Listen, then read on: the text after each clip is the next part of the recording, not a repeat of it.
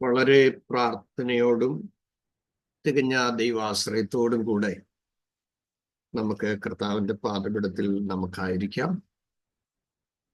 40 ദിവസത്തെ തിരുവചന ധ്യാനത്തോടുള്ള ബന്ധത്തിൽ നമുക്ക് 39ാമത്തെ ദിവസം എത്തിച്ചേരുവാൻ ദൈവം നമ്മെ സഹായിച്ചു. നെഹമ്യാവിന്റെ പുസ്തകത്തെ ആധാരമാക്കി നാം 2-ാം അധ്യായം 20-ാം വാക്യം കുറിവാക്യമായി എടുത്തുകൊണ്ട് നമ്മൾ കഴിഞ്ഞ 77 സെക്ഷനുകൾ സംസാരിപ്പാൻ ഇടയായിത്തീർന്നു.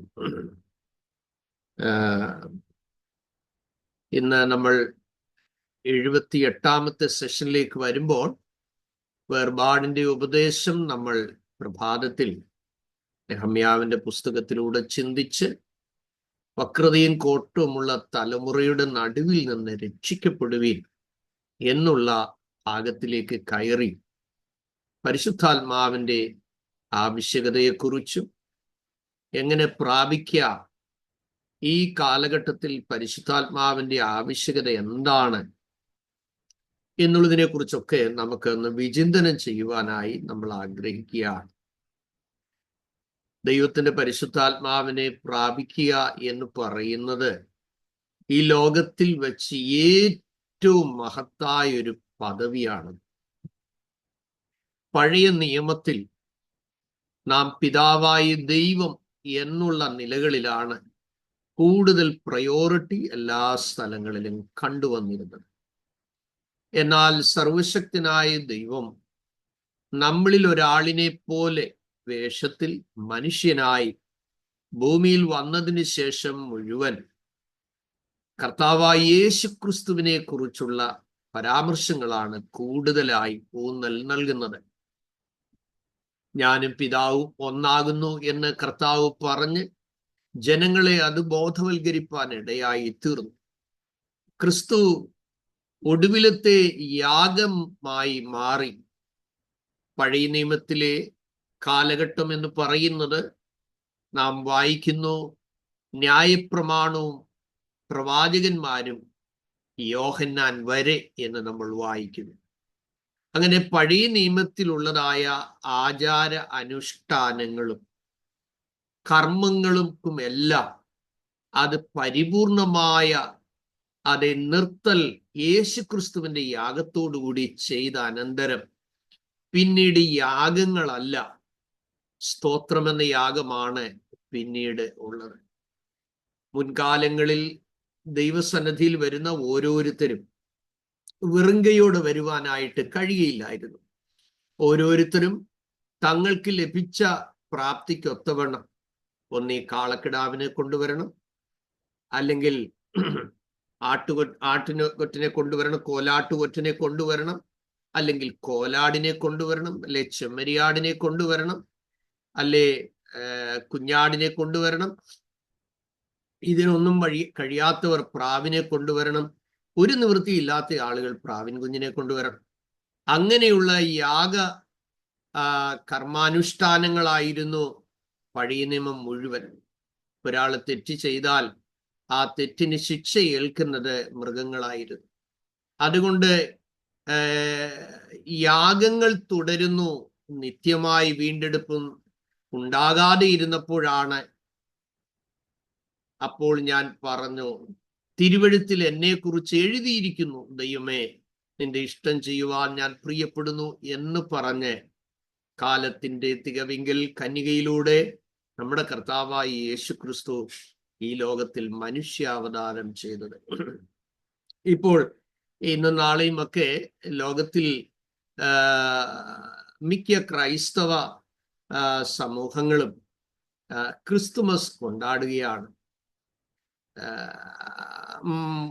ക്രിസ്തുവിന്റെ ജനന ദിവസത്തിൽ മാലാഖമാർ ഘോഷിച്ചത് സമാധാനമായിരുന്നു. എന്നാൽ അത് കൊണ്ടാടുന്ന ഭൂരിപക്ഷം ക്രിസ്ത്യാനികളും വീടുകളിൽ മദ്യമഹോത്സവമാണ്. എത്ര ഭയാനകമാണ്, എത്ര ഭീതിജനകമായ ഒരു സംഭവമാണ്. ക്രൈസ്തവ ലോകത്തെ കുറിച്ചുള്ള ജനത്തിന്റെ വിലയിരുത്തൽ ഇനി 26-ാം തീയതിയിലുള്ള പത്രത്തിൽ കാണാം എന്താണ് ഓരോ ബിവറേജിലും ക്രിസ്മസ് ദിവസത്തിൽ കുടിച്ചു തീർത്തത് ഇത്ര കോടി, ഇത്ര കോടി, ഇത്ര കോടി. സഹോദരങ്ങളെ, യേശുക്രിസ്തു ഒരുവന്റെ ഉള്ളിൽ ജനിക്കുന്നതാണ് യഥാർത്ഥ ക്രിസ്തുമസ്. ഒരുവന്റെ ഉള്ളിൽ യേശു ജനിച്ചെങ്കിൽ മാത്രമേ ശരിയായ സന്തോഷം കിട്ടുകയുള്ളൂ.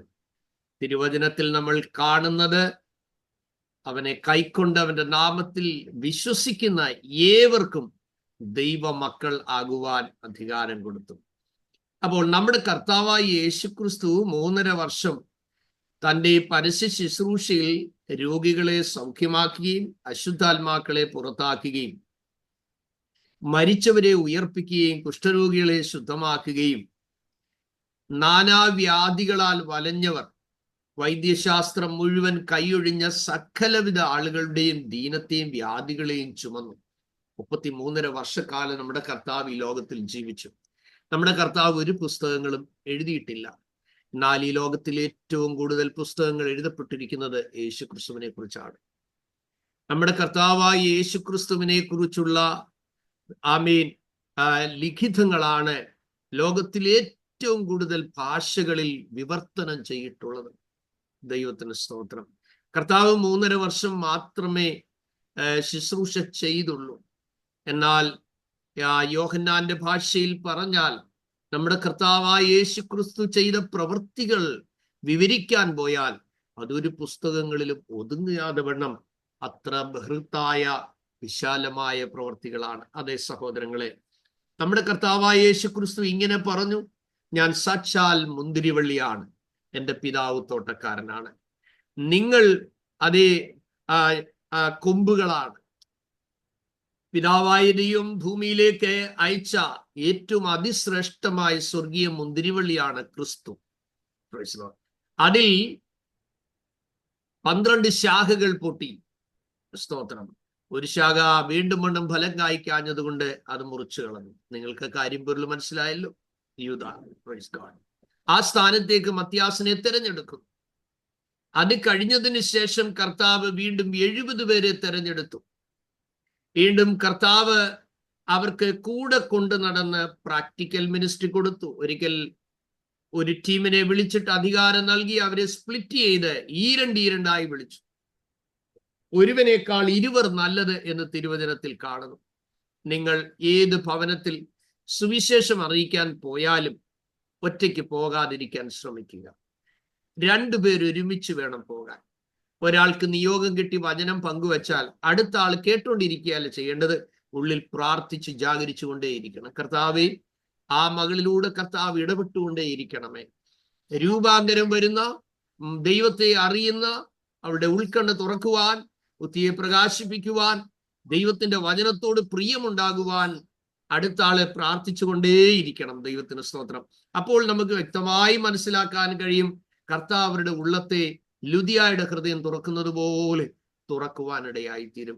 ശക്തമായ പ്രാർത്ഥനയും നിയോഗത്താലുള്ള വചനം പങ്കുവയ്ക്കലുമാണ് ആളുകളിൽ മാനസാന്തരത്തിന് അതേ കാരണം ഉണ്ടാക്കുന്നത്. അപ്പോൾ നമ്മുടെ കർത്താവ് അവർക്ക് കൊടുത്ത അധികാരം അവർ പോയി ഉപയോഗിച്ച് അവർ രോഗികളെ സൗഖ്യമാക്കാൻ യേശു പറഞ്ഞയച്ചവർ രോഗികളെ സൗഖ്യമാക്കി. അശുദ്ധാത്മാക്കളെ പുറത്താക്കാൻ യേശു കൽപ്പിച്ചാക്കി. അവർ അശുദ്ധാത്മാക്കളെ പുറത്താക്കി. മടങ്ങി വന്നവർ കൊടുത്ത റിപ്പോർട്ട് ഇങ്ങനെയാണ്, കർത്താവേ, ഭൂതങ്ങളും ഞങ്ങൾക്ക് കീഴടങ്ങുന്നു. അപ്പോൾ അവർക്ക് വലിയ സന്തോഷമായെങ്കിലും യേശു പറയുകയാണ്, ഭൂതങ്ങൾ നിങ്ങൾക്ക് കീഴടങ്ങുന്നതിലല്ല. അതിനു മുമ്പ് യേശു പറഞ്ഞു, അതെ, സാത്താൻ മിന്നൽ പോലെ ആകാശത്തു നിന്ന് വീഴുന്നത് ഞാൻ കണ്ടു. അപ്പോൾ നമ്മൾ എവിടെ എന്ത് മിനിസ്ട്രി ചെയ്താലും നന്നായി വാച്ച് ചെയ്യുന്ന സ്വർഗീയ കണ്ണുകൾ നമ്മുടെ പിറകിലുണ്ട് എന്ന് നമ്മൾ തിരിച്ചറിയണം. നാം നീണ്ട 40 ദിവസത്തെ തിരുവചന ധ്യാനം സെമിനാരി വിദ്യാർത്ഥികൾക്കായി നമ്മൾ ഈ സമയങ്ങളിൽ നൽകിയപ്പോൾ ഈ 78 സെഷനിലും പങ്കെടുത്തവരെ എല്ലാം വിശേഷാൽ ഞാൻ അഭിനന്ദിക്കുന്നു. അപ്പോൾ തന്നെ ഇത് യൂട്യൂബിലൂടെ ശ്രദ്ധിക്കുന്ന നിങ്ങളെ ഓരോരുത്തരെയും അതേ നന്ദിപൂർവ്വം സ്മരിക്കുന്നു. കർത്താവ് നിങ്ങളെ അനുഗ്രഹിക്കട്ടെ. ഇതിന്റെ ലിങ്കുകൾ ഷെയർ ചെയ്ത് കൊടുത്ത എല്ലാവരെയും ഞാൻ അപ്രീഷിയേറ്റ് ചെയ്യുന്നു. കാരണം നിങ്ങൾക്ക് ചെയ്യാൻ കഴിയുന്ന ഏറ്റവും ബെസ്റ്റ് കാര്യമാണ് ദൈവവചനം പഠിക്കാൻ ആഗ്രഹിക്കുന്നവർക്ക് ഇത് പങ്കുവെക്കുക എന്നുള്ളത്. ബാഡ് ന്യൂസ് അല്ല നമ്മൾ ആളുകൾക്ക് സ്പ്രെഡ് ചെയ്യേണ്ടത്, ഗുഡ് ന്യൂസ് ആണ്, ഗോഡ്സ് വേർഡ് ആണ്. അതിന് നിങ്ങൾക്ക് ദൈവസന്നിധിയിൽ കർത്താവ് മാനിക്കുകയും പ്രതിഫലം നൽകുകയും ചെയ്യുമെന്നുള്ളത് മറ്റൊരു വസ്തുതയാണ്. സഹോദരങ്ങളെ, അപ്പോൾ കർത്താവ് പറയുന്നു ഞാനത് കണ്ടു. അപ്പോൾ നമ്മൾ എന്ത് ചെയ്താലും കാണുന്ന കണ്ണുകളുണ്ടെന്ന് ഉറപ്പായല്ലോ. പ്രാർത്ഥിക്കുമ്പോൾ കർത്താവ് കാണുന്നു. വചനം പറയുന്നു രഹസ്യത്തിൽ കാണുന്ന പിതാവ് നിനക്ക് പ്രതിഫലം തരും. ഉപവസിക്കുന്നവരെ കുറിച്ച് പറയുന്നത് എന്താണ്? അത് വാടിയ മുഖം കാണിക്കരുത്. നിന്റെ മുഖത്ത് എണ്ണ തേച്ച് അത് നന്നായി കഴുകുക. മറ്റുള്ളവരുടെ മുമ്പിൽ വിളങ്ങേണ്ടതിനല്ല ഉപവാസം. രഹസ്യത്തിൽ കാണുന്ന നിന്റെ പിതാവ് നിനക്ക് പ്രതിഫലം നൽകും. ഒരാൾക്ക് നമ്മൾ ഒരു ഗ്ലാസ് വെള്ളം കൊടുത്താൽ കർത്താവ് പറയുന്നു അതിന് പ്രതിഫലം കിട്ടാതെ പോകുകയില്ല. So whatever you do for Christ, for the sake of kingdom, you will definitely receive the best reward from God. ദൈവത്തിന് വേണ്ടി നമ്മൾ എന്ത് ചെയ്താലും, ദൈവസന്നിധിയിൽ ഒരു സെക്കൻഡ് ചെലവഴിച്ചാൽ, സഹോദരങ്ങളെ, കറക്റ്റ് ആയിട്ടുള്ള അക്കൗണ്ട് ദൈവസന്നിധിയിലുണ്ട്. നിങ്ങൾ ഒരാൾക്ക് വേണ്ടി പ്രാർത്ഥിക്കാൻ അത് അവധിയെടുത്ത് പോയെന്നിരിക്കട്ടെ, അല്ലെ ഒരു വീട് സന്ദർശിക്കാൻ നിങ്ങൾ ഗ്യാസ് അടിച്ച് ആ ദേശത്ത് പോയെന്നിരിക്കട്ടെ, ആരും നിങ്ങളെ സപ്പോർട്ട് ചെയ്യാനില്ലായിരുന്നു, പക്ഷെ ആത്മാവ് ഹേമിച്ചു. Praise Lord. നമ്മൾ ചില സമയത്ത് ദൈവാത്മാവ് നമുക്ക് നിയോഗം നൽകി അയക്കും. നമുക്ക് ചില ആഗ്രഹങ്ങളുണ്ട്. ആ ആഗ്രഹങ്ങൾ ദൈവ മഹത്വത്തിന് വേണ്ടിയുള്ളതാണ് എങ്കിൽ നിങ്ങൾ ആദ്യം ആ ആഗ്രഹം ദൈവസന്നിധിയിൽ സമർപ്പിക്കണം. എനിക്ക് ഇംഗ്ലണ്ട് മുഴുവൻ ചുറ്റി ഒന്ന് പ്രാർത്ഥിക്കണം, നാളെ രാവിലെ വണ്ടി എടുത്ത് പോകരുത്. കാരണം എന്താണെന്നറിയാമോ? അതിനൊരു നിയോഗമുണ്ട്. Praise Lord. കേരളം മുഴുവൻ ചുറ്റി പ്രാർത്ഥിക്കാൻ ഞാനൊന്ന് ആഗ്രഹിച്ചു. അപ്പോൾ ഞാൻ ആഗ്രഹിച്ച ആ ഒരു ആഗ്രഹം ആ വർഷം അവസാനം ആകട്ടെ എന്ന് വിചാരിച്ചു, കാത്തിരുന്നു. എനിക്ക് നിയോഗം കിട്ടിയില്ല. വീണ്ടും ഞാൻ പ്രാർത്ഥിച്ചു, കർത്താവേ, രണ്ടാമത്തെ വർഷം എനിക്ക് ദൈവം അതിനുള്ള നിയോഗം തരും, പക്ഷേ തന്നില്ല. മൂന്നാമത്തെ വർഷം കാത്തിരുന്നു, കിട്ടിയില്ല. അപ്പോൾ കണ്ടിന്യൂ പ്രാർത്ഥിക്കുകയാണെന്ന് ഓർക്കണം. നാലാമത്തെ വർഷം പ്രാർത്ഥിച്ചു. അതെ, ആ വർഷം മുഴുവൻ പല പ്രാവശ്യം പല വിഷയങ്ങൾ വെച്ച് പ്രാർത്ഥിക്കുന്ന കൂട്ടത്തിൽ കർത്താവേ, കേരളത്തിന്റെ 14 ജില്ലകളും ഒന്ന് ചുറ്റി പ്രാർത്ഥിപ്പാനടിയൻ ആഗ്രഹമുണ്ട്. അങ്ങനെ 6 വർഷം കഴിഞ്ഞു, 7 വർഷം കഴിഞ്ഞു, 8 വർഷം കഴിഞ്ഞു, 9 വർഷം കഴിഞ്ഞു. നിങ്ങൾക്കറിയാമോ, ആമേൻ, ഞാൻ ട്രിവാൻഡ്രത്ത് പോയി കേരളത്തിലുള്ള മുഴുവൻ പഞ്ചായത്തുകളുടെയും ലിസ്റ്റ്, അതിന്റെ ബുക്ക് മേടിച്ച് അത് ഓരോന്നിന്റെയും പ്രിന്റ് എടുത്ത് പ്രയർ റൂമിൽ വെച്ച് 10 വർഷം പ്രാർത്ഥിച്ചു. നിങ്ങൾ മനസ്സിലാക്കുന്നുണ്ടോ?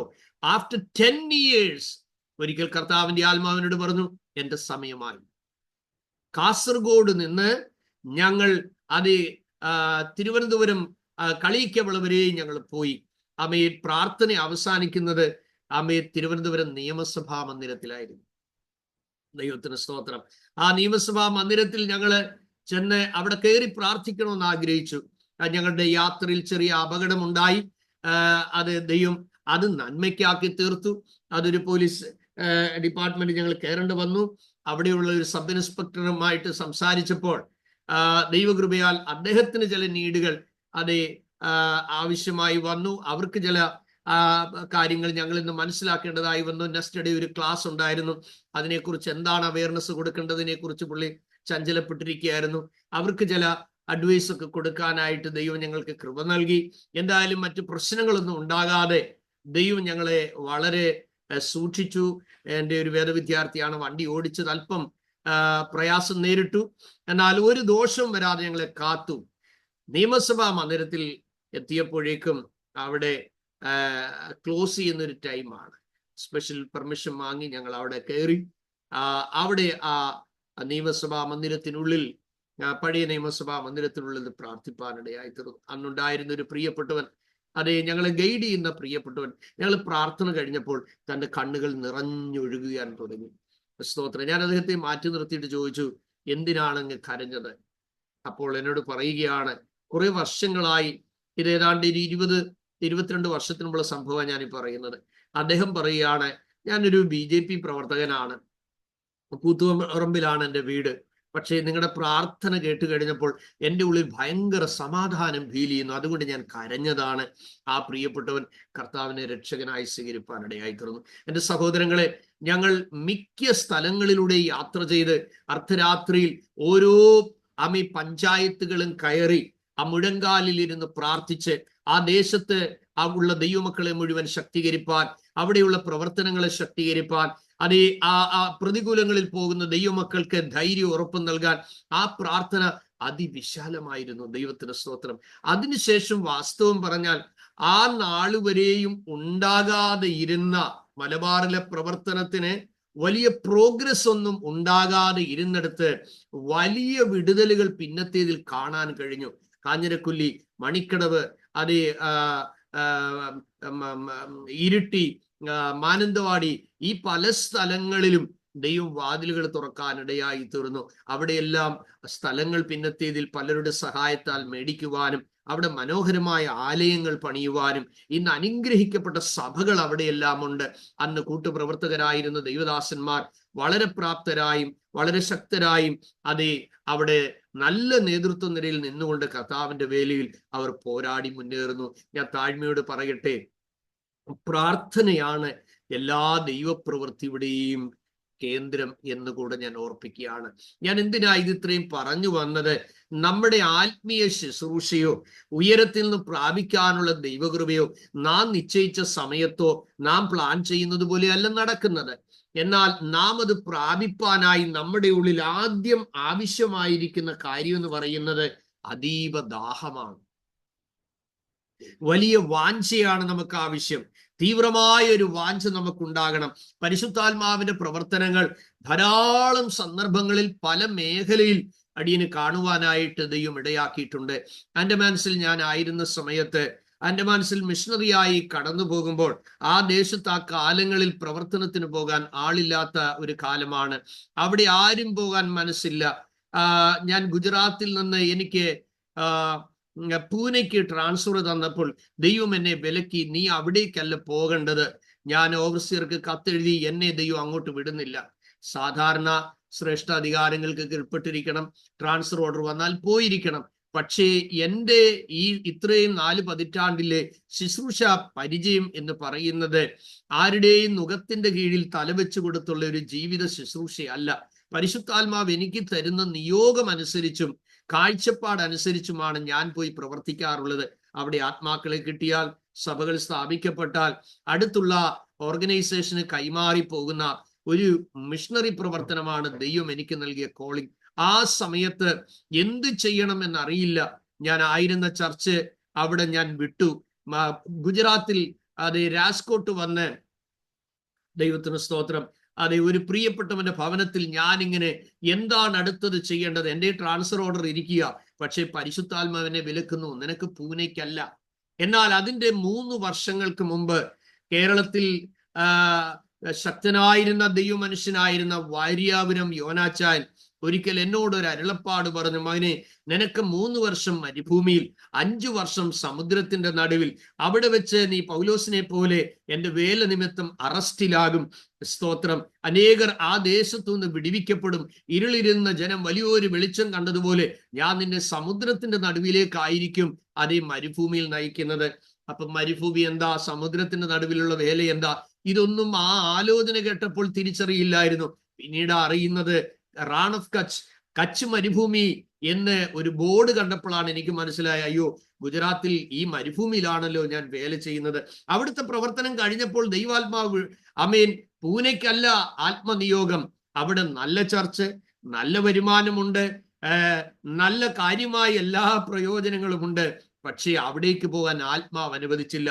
ഇന്ന് രാത്രി ഞാൻ താഴ്മയോട് പറയട്ടെ, നമ്മുടെ സുഖസൗകര്യങ്ങളും നമ്മുടെ കംഫർട്ട് സോണും അല്ല പലപ്പോഴും ദൈവാത്മാവ് നമ്മളെ കുറിച്ച് ആഗ്രഹിക്കുന്നത്. കംഫർട്ട് സോണിൽ ഇരുന്ന് നമ്മുടെ അതേ കാര്യാദികൾ എങ്ങനെയേലും അങ്ങ് ഒപ്പിച്ചു പോവുക എന്നുള്ളതല്ല.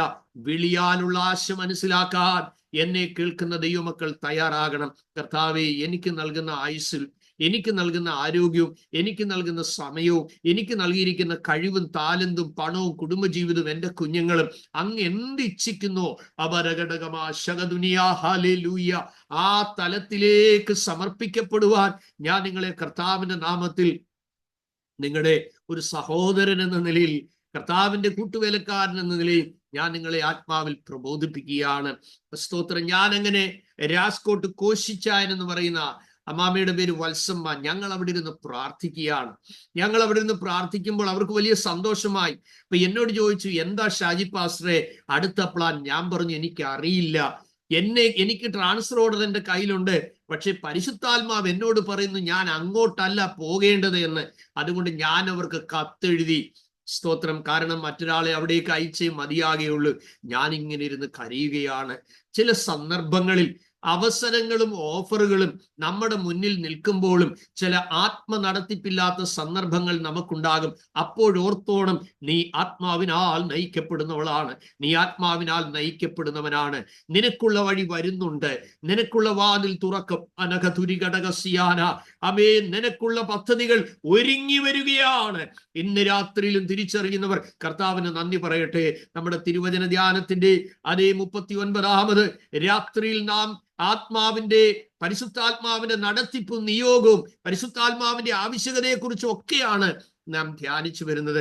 എന്നാൽ ദൈവം നടത്തിയ വിധങ്ങൾ പറഞ്ഞെങ്കിൽ മാത്രമേ പരിശുദ്ധാത്മാവിന്റെ പ്രവൃത്തികളുടെ മഹത്വം നമുക്ക് പരസ്പരം തിരിച്ചറിയാൻ കഴിയുള്ളൂ.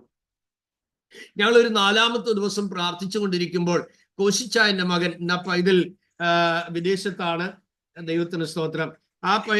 ആ പൈതൽ വിദേശത്താണ്. ഞാനിങ്ങനെ പ്രാർത്ഥിച്ചു കൊണ്ടിരിക്കുമ്പോൾ ആമേൻ, ഞങ്ങളെല്ലാവരും പ്രാർത്ഥിച്ചു കൊണ്ടിരിക്കുകയാണ്. രാത്രി 1:30 മണി ആയ സമയം ഇതാ ആ പൈതൽ ഉറക്കത്തിൽ എഴുന്നേറ്റ് നടന്നു വരികയാണ് പുറത്തേക്ക് ഇറങ്ങിപ്പോകാൻ. സ്തോത്രം. അവൻ ഉറക്കത്തിലാണ് എഴുന്നേറ്റ് വരുന്നത്. അപ്പോൾ ഞാൻ ചോദിച്ചു, കോശ വത്സമ്മ, ഇതെന്താണ്? പാസ്റ്റർ, നാളുകളായി ഞങ്ങളെ അലട്ടുന്ന ഒരു വിഷയമാണിത്. പാസ്റ്റർ ഇവിടെ വന്നതിന്റെ പുറകിൽ ദൈവത്തിനൊരു ഉദ്ദേശമുണ്ട്. ഞങ്ങൾ അത് പറയാതെ ഇരിക്കുകയായിരുന്നു. എന്നോട് ദൈവം പറഞ്ഞത്, ഭുജിൽ നിന്ന് നേരെ നീ രാജ്കോട്ട് പോകുക. Praise God. കോശിച്ചാന്റെ വീട്ടിലിരുന്ന് പ്രാർത്ഥിച്ചാൽ മതി, അവിടെ നിനക്ക് വേണ്ട വഴികളെ ഞാൻ ഒരുക്കിക്കൊണ്ടുവരുമെന്ന് ദൈവാത്മാവിനോട് പറഞ്ഞു. രാത്രി ഞങ്ങൾ നോക്കുമ്പോൾ ഈ പൈതൽ ഇങ്ങനെ അവനെ ഒരു സ്പിരിറ്റ് വന്ന് വീട്ടിൽ നിന്ന് കൊണ്ടുപോവുകയാണ്. യേശുവിന്റെ നാമത്തിൽ ജയം. ഒരുമിച്ച് പ്രാർത്ഥിച്ചു. ആ കുഞ്ഞിനെ ദൈവം വിടിവിപ്പാനിടയായി തീർന്നു. സ്തോത്രം. അവന്റെ കെട്ടഴിയുവാനിടയായി. ദൈവമക്കളെ തിരിച്ചറിയണം, പരിശുദ്ധാത്മാവ് ആമേൻ നമ്മളെ അഭിഷേകമുള്ള ജീവിതങ്ങളെ അഭിഷേകമുള്ള തലത്തിലൂടെ നയിക്കുമ്പോൾ ഓർത്തുകൊള്ളണം, ദൈവാത്മാവിനാൽ നീ നയിക്കപ്പെടുമ്പോൾ ആദ്യം നിന്റെ മേലാണ് ഒരു വിടുതൽ വെളിപ്പെടേണ്ടത്, നിന്റെ കുടുംബത്തിലാണ് ഒരു വിടുതൽ വെളിപ്പെടേണ്ടത്, നിന്റെ തലമുറയിൽ ഒരു വിടുതൽ വെളിപ്പെട്ടേ മതിയാവും, നിന്റെ ഫാമിലി ലൈഫിൽ ഒരു വിടുതൽ വെളിപ്പെട്ടേ മതിയാകുകയുള്ളൂ, നിന്റെ പ്രൊഫഷൻ മേഖലകളിൽ ഒരു വിടുതൽ വെളിപ്പെട്ടേ മതിയാകുകയുള്ളൂ, നിന്റെ ശരീരത്തിന് ഒരു വിടുതൽ ആവശ്യമാണ്, നിന്റെ മാനസിക മണ്ഡലത്തിൽ ഒരു വിടുതൽ ആവശ്യമാണ്, നിന്റെ ആത്മീയ മണ്ഡലത്തിൽ ഒരു വിടുതൽ ആവശ്യമാണ്, നിന്റെ ഭൗതിക മണ്ഡലത്തിൽ ഒരു വിടുതൽ ആവശ്യമാണ്. ഓ യേശുവിന്റെ നാമത്തിൽ ജയം. ദൈവത്തിന്റെ ആത്മാവ് ഇടപെടുന്നവരൊക്കെ നിങ്ങളുടെ മുറികളിൽ ഇരുന്ന് ആരാധിച്ച് പ്രാർത്ഥിക്കുവാൻ ഞാൻ ദൈവസന്നിധിയിൽ ഓർപ്പിക്കുകയാണ്. നിങ്ങൾ ബലമേറ്റെടുക്കട്ടെ. ഇന്ന് രാത്രിയിൽ ആരെയൊക്കെയോ ദൈവം സ്പർശിക്കുന്നുണ്ട്, ആരെയൊക്കെയോ ദൈവം തൊടുന്നുണ്ട്, ആരെയൊക്കെയോ ദൈവം നിറയ്ക്കുന്നുണ്ട്. ഇന്ന് രാത്രി നിന്റെ ചഞ്ചല മനസ്സിനെ ദൈവാത്മാവ് എടുത്തു മാറ്റുന്ന രാത്രിയാണ്. ഉദരഘടകദിനി ഹദൽഗജനഗദിനിയ ഉടമപാരഗദിനി ഹർമ്മജാനഗസിയാന. യേശുവിന് അധികാരമുള്ള നാമത്തിൽ ജയം കൽപ്പിക്കും. ആമേ. ദുർബലനായ ഒരാൾക്ക് ബലവാനായ ഒരു മനുഷ്യനെ എടുത്തുകൊണ്ടു പോകാൻ കഴിയില്ല. അതുകൊണ്ട് നമ്മൾ വിശ്വാസത്തിലും പ്രത്യാശയിലും സ്നേഹത്തിലും സഹിഷ്ണുതയിലും ആത്മനിറവിലും ആരോഗ്യമുള്ളവരായി തീരേണ്ടതിന് ദൈവം പ്രാർത്ഥിക്കാനാണ് പലപ്പോഴും നമ്മളെ നിയോഗിക്കുന്നതും ഒരുക്കുന്നതും. സ്തോത്രം. 5 ദിവസം കഴിഞ്ഞപ്പോൾ എന്നെ ഉള്ളത്തോട് ദൈവാത്മാവ് ഇടപെട്ടു. നീ ഇങ്ങനെ ഒരു കത്തെഴുതുക ഓവർസിയർക്ക്. ഞാൻ പൂനെയിലേക്ക് പോകാൻ ദൈവാത്മാവിനെ തടഞ്ഞത് കൊണ്ടാണ് ഞാൻ ട്രാൻസ്ഫർ ഓർഡറിനെ ഒഴിവാക്കാനായി അപേക്ഷിച്ചത്. എന്നാൽ ഞാൻ കഴിഞ്ഞ ഒരാഴ്ചയായി ദൈവസന്നിധി ഇരുന്ന് കരയുമ്പോൾ എനിക്ക് കിട്ടിയ നിയോഗം ഇതാണ്: യേശുവിനെ അറിഞ്ഞിട്ടില്ലാത്ത സ്ഥലം, മിഷണറിമാര് പോകാൻ മടിക്കുന്ന സ്ഥലം, ഏറ്റവും പ്രതികൂലങ്ങളുള്ള സ്ഥലം, സുവിശേഷത്തിന് ഒരു സാധ്യതയുമില്ലാത്ത സ്ഥലം. ആമേൻ. ഇങ്ങനെയുള്ള സ്ഥലത്തേക്ക് നിങ്ങൾ എന്നെ അയക്കേ. നിങ്ങൾ ഒരു പൈസയും എന്നെ സഹായിക്കണ്ട. ഞാൻ അവിടേക്ക് മിഷണറിയായി പോയിക്കൊള്ളാം. ആദ്യം അവരുടെ ട്രാൻസ്ഫർ ഓർഡർ നിഷേധിച്ചതിൽ അവർക്ക് എന്നോട് പരിഭവം ഉണ്ടായിരുന്നെങ്കിലും ഈ കത്ത് ചെന്നപ്പോൾ കൗൺസിലിൽ അവർ ആ കത്ത് വെച്ചിട്ട് പറഞ്ഞു, ഇതാ ഷാജി ഇങ്ങനെ എഴുതിയിരിക്കുന്നു. ആ സമയത്താണ് അന്നത്തെ കൗൺസിലിൽ ആൻഡമാനസിലുള്ള ദൈവസഭയുടെ പ്രവർത്തനം സ്റ്റോപ്പ് ചെയ്യാനുള്ള ഒരു തീരുമാനത്തിലേക്ക് വരാനുള്ള സമയത്തായിരുന്നു ഞാൻ ഈ കത്ത് അവിടേക്ക് അയക്കുന്നത്. 14 വർഷമായി അവിടെ ദൈവസഭയുടെ വേല തുടങ്ങിയിട്ട് ഒരാത്മാവ് പോലും രക്ഷിക്കപ്പെട്ട് ദൈവകൃപയിൽ വരാത്തത് കൊണ്ട് ആ സഭാഹോള് പോലും വിൽക്കുവാൻ അവർ തീരുമാനമെടുക്കാൻ ഇരിക്കുമ്പോഴാണ് ഈ കത്ത് അവിടെ ചെല്ലുന്നത്. ദൈവത്തിന്റെ പൈതലെ, മനുഷ്യദൃഷ്ടിയിൽ അസാധ്യമെന്ന് നമുക്ക് തോന്നുന്നെങ്കിലും ദൈവം വ്യത്യസ്തമായ ചില പദ്ധതികൾക്ക് വേണ്ടി ദൈവം നിന്നെ ചില സ്ഥലത്ത് അയക്കും. ഒരു മനുഷ്യന്റെയും ദൃഷ്ടിയിൽ നടക്കാത്തത് നടക്കാനാണ് ദൈവം നിന്നെ അയക്കുന്നത്. എന്തുകൊണ്ടാണ്? നീ സമർപ്പിക്കപ്പെടുമ്പോഴാണ് ദൈവം നിന്റെ കൂടെ പ്രവർത്തിക്കാൻ തയ്യാറാകുന്നത്. നീ യാഗമാകുവാൻ ഏൽപ്പിക്കപ്പെടുമ്പോഴാണ് കത്തിക്കും മരണത്തിനുമിടയിൽ തൊട്ടുപോയേക്കരുതെന്നുള്ളത് ദൈവശബ്ദം സ്വർഗത്തിൽ നിന്ന് കേൾക്കാനിടയാകുന്നത്. അതുകൊണ്ട് ഞാൻ നിന്നെ ഐശ്വര്യമായി അനുഗ്രഹിക്കും എന്ന് അബ്രഹാമിനോട് അരുളി ചെയ്തതുപോലെ ഈ ദിവസങ്ങളിൽ അതിശ്രേഷ്ഠമായ ആഴത്തിലുള്ള അർപ്പണത്തോടുകൂടിയുള്ള ഒരു സമർപ്പണ ഹൃദയം ഈ ദിവസങ്ങളിൽ നമുക്കുണ്ടാകണം. ഈ കത്ത് അവിടെ ചെന്നപ്പോൾ അവർക്ക് വലിയ സന്തോഷമായി. അവർ വേഗം എനിക്ക് കത്തെഴുതി, ഷാജി, ആൻഡമാൻസിൽ കഴിഞ്ഞ 14 വർഷമായി വേല തുടങ്ങിയിട്ട് അവിടെ മിഷണറിമാരാരും പോകാൻ താല്പര്യപ്പെടുന്നില്ല. സ്തോത്രം. വളരെ പ്രതികൂലങ്ങളും പ്രശ്നങ്ങളും എല്ലാം ഉള്ള സ്ഥലമാണ്. ഞാൻ അവർക്ക് എഴുതി, ഹിന്ദിയോ ഇംഗ്ലീഷോ തമിഴോ തെലുഗുവോ ഗുജറാത്തിയോ ഏത് ഭാഷക്കാരുടെ ഇടയിലും ആകട്ടെ, നിങ്ങൾ എന്നെ അയച്ചു കൊള്ളുക, ഞാന് അവിടേക്ക് പൊക്കോളാം. ദൈവത്തിന് സ്തോത്രം. ആത്മാക്കളെ നേടേണ്ടതിന് വേണ്ടി എന്ത് കഷ്ടവും ഞാൻ സഹിച്ചു കൊള്ളാം, നിങ്ങൾ എന്നെ അയച്ചാൽ മതി എന്ന് ഞാൻ അവരോട് പറയാനിടയായി തീർന്നു. സ്തോത്രം. അപ്പോൾ അവർ എനിക്ക് എഴുതി, സഭാഹോള് വിൽക്കാനുള്ള തീരുമാനത്തിലേക്ക് ഞങ്ങൾ വരാൻ, ആ ഒരു തീരുമാനത്തിലേക്കും ആൻഡമാൻസിലെ വേല അത് ക്യാൻസൽ ചെയ്യാനുള്ള ഒരു ചിന്തയിലേക്കും വരുമ്പോഴാണ് ഷാജിയുടെ കത്ത് വന്നത്. ഷാജി ഈ പറഞ്ഞ എല്ലാ കാര്യങ്ങളും മുഴുവൻ ആൻഡമാനിലുണ്ട്. ഷാജിക്ക് അങ്ങനെ വില്ലിങ് ആണ് പോകാനെങ്കിൽ ഞങ്ങൾ ഷാജിയെ മിഷണറി ആയിട്ട് അയക്കാം. അങ്ങനെ 1990 ദൈവസഭയുടെ മിഷണറിയായി ഹർഷവർദ്ധന എന്ന കപ്പലിൽ കയറി ഞാൻ ആൻഡമാൻസിലേക്ക് പോകും. ദൈവത്തിന് സ്തോത്രം. ആ ദേശത്തേക്ക് അവിടെ ചെല്ലുമ്പോൾ ദൈവമക്കളെ, വളരെ ശൂന്യമായ അവസ്ഥയിൽ ഒന്നുമില്ല. ദൈവത്തിന് സ്തോത്രം. ഒരു കുടുംബമുണ്ട്, അത് മേപ്പിടി വകുപ്പിടിയാ. Praise the Lord. ആമേൻ. അവരെനിക്ക് അന്ന് അയച്ചത് 300 രൂപയാണ് ഒരു മാസത്തെ സപ്പോർട്ട്. ആ 300 രൂപ കൊടുത്ത് ആദ്യം ഞാൻ മേടിച്ചത് മുറി നിറച്ച് പായ മേടിച്ചത്. സ്തോത്ര. പലപ്പോഴും ഞാൻ പ്രാർത്ഥിക്കുന്നത്, ഞാൻ തന്നെ പ്രസംഗം കേൾക്കുന്നത്, ഞാൻ തന്നെ പ്രസംഗിക്കുന്നതും, ഞാൻ തന്നെ കേൾക്കുന്നതും. സ്തോത്രം. ഞാൻ തന്നെ പാട്ട് പാടും, ഞാൻ തന്നെ സ്തോത്ര കാഴ്ചയിടും. സ്തോത്രം. ഒരു കുടുംബങ്ങൾ ഉണ്ടെങ്കിലും അത് വീണ്ടും വേണം. ദൈവസഭയ്ക്ക് ഒരു കൈത്താങ്ങലായിരുന്നില്ല ആരംഭകാലങ്ങളിൽ. എന്നാൽ ആ രാവും പകലും ഇടമുറിയാത്ത കണ്ണുനീർ, ഇടമുറിയാത്ത പ്രാർത്ഥന. എനിക്കറിയാം, കർത്താവേ, എന്തിനാണ് നീ എന്നെ അയച്ചത്? എന്നെ സംബന്ധിച്ച് ഞാൻ ഒരു കാര്യവും ധൃതിയിൽ ചെയ്യുന്ന ഒരാളല്ല. കാരണം ഏത് കാര്യത്തിനും ദൈവസന്നിധിയിൽ ക്ഷമയോടെ ഇരിക്കും. പ്രത്യേകിച്ച് കർത്താവിന്റെ കാര്യങ്ങൾ നമ്മുടെ തന്നിഷ്ടത്തിൽ ചെയ്യാനുള്ളതല്ല. അതിൻ്റെ പുറകിൽ വ്യക്തമായ ദൈവ നിയോഗവും കൂടെ കർത്താവ് പ്രവർത്തിക്കുകയും ചെയ്യണം. എങ്കിൽ മാത്രമേ ആ മിനിസ്ട്രി വിജയകരമായി തീരുകയുള്ളൂ. ഇന്നലകളിൽ നമ്മുടെ തന്നിഷ്ടത്തിൽ പ്രവർത്തിച്ച പല മേഖലകളിലും നമ്മൾ പരാജയപ്പെട്ടിട്ടുണ്ട്. ചിലത് സക്സസ് ആയെങ്കിലും ചിലതൊക്കെ പൊളിഞ്ഞു പോയിട്ടുണ്ട്. ഇന്ന് രാത്രി ഞാൻ താഴ്മയോട് പറയാം, കർത്താവേ, ഞാൻ ഒറ്റയ്ക്കല്ല, നമുക്ക് ഒരുമിച്ച് പ്രവർത്തിക്കാൻ ഞാൻ എന്നെ ഏൽപ്പിക്കുന്നു എന്ന് പറഞ്ഞ് ഇന്ന് രാത്രി നിങ്ങൾ സമർപ്പിക്കണം. കർത്താവേ, ഞാൻ ഒറ്റപ്പെട്ടവളായെങ്കിൽ എന്നെ ഒരുക്കിയെടുക്കാൻ വേണ്ടിയാണ് എന്നെ നീ ഒറ്റപ്പെടുത്തിയത്. ഞാൻ അവഗണിക്കപ്പെട്ടവളെ പോലെ ആയെങ്കിൽ എന്നെ അംഗീകരിക്കുന്ന ഒരു കർത്താവിന്റെ സാന്നിധ്യം എനിക്ക് കൂടുതൽ അടുത്തറിയുവാനാണ് എനിക്ക് ഈ ശോധന തന്നത് എന്ന് പറഞ്ഞ് നിങ്ങൾ ഉറയ്ക്കണം. Price God. ഹല്ലേലൂയ. ശരീരം ദുർബലമായി പോയെങ്കിൽ മരിച്ചവരെ ഉയർപ്പിക്കുന്ന ആത്മാവിന്റെ ശക്തിയുടെ സാന്നിധ്യം നമ്മുടെ ശരീരാത്മദേഹികളിൽ ഒരിക്കൽ കൂടെ രുചിച്ചറിയേണ്ടതിന് വേണ്ടിയായിരിക്കും കഠിനമേറിയ ശോധനയിലും കാഠിന്യമേറിയ അനുഭവത്തിലും കൂടെ കടന്നു പോകുന്നത്. ചില ഒറ്റപ്പെടലുകളും തള്ളപ്പെടലുകളും ഒക്കെ ജീവിതത്തിൽ ഉണ്ടാകുമ്പോൾ ആ ഒരു പടിയുടെ കർത്താവിനോട് ചേർന്ന് വരാനുള്ള വഴി ദൈവാത്മാവ് ഒരുക്കി തരും. നിങ്ങൾക്കറിയാമോ, ഞാൻ അവിടെ പ്രാർത്ഥന ആരംഭിച്ചു. സ്തോത്രം. ഞാനിങ്ങനെ ദൈവസേനയെ കരച്ചിലാണ്, രാത്രി പകലും. ഞാൻ പുറത്തധികം ഇറങ്ങാറില്ലായിരുന്നു. എൻ്റെ ഒരേ ലക്ഷ്യം ഇതാണ്, ദൈവമാണ് എന്നെ അയച്ചു വന്നത്. എങ്ങനെ തുടങ്ങണമെന്ന് എനിക്കറിയില്ല.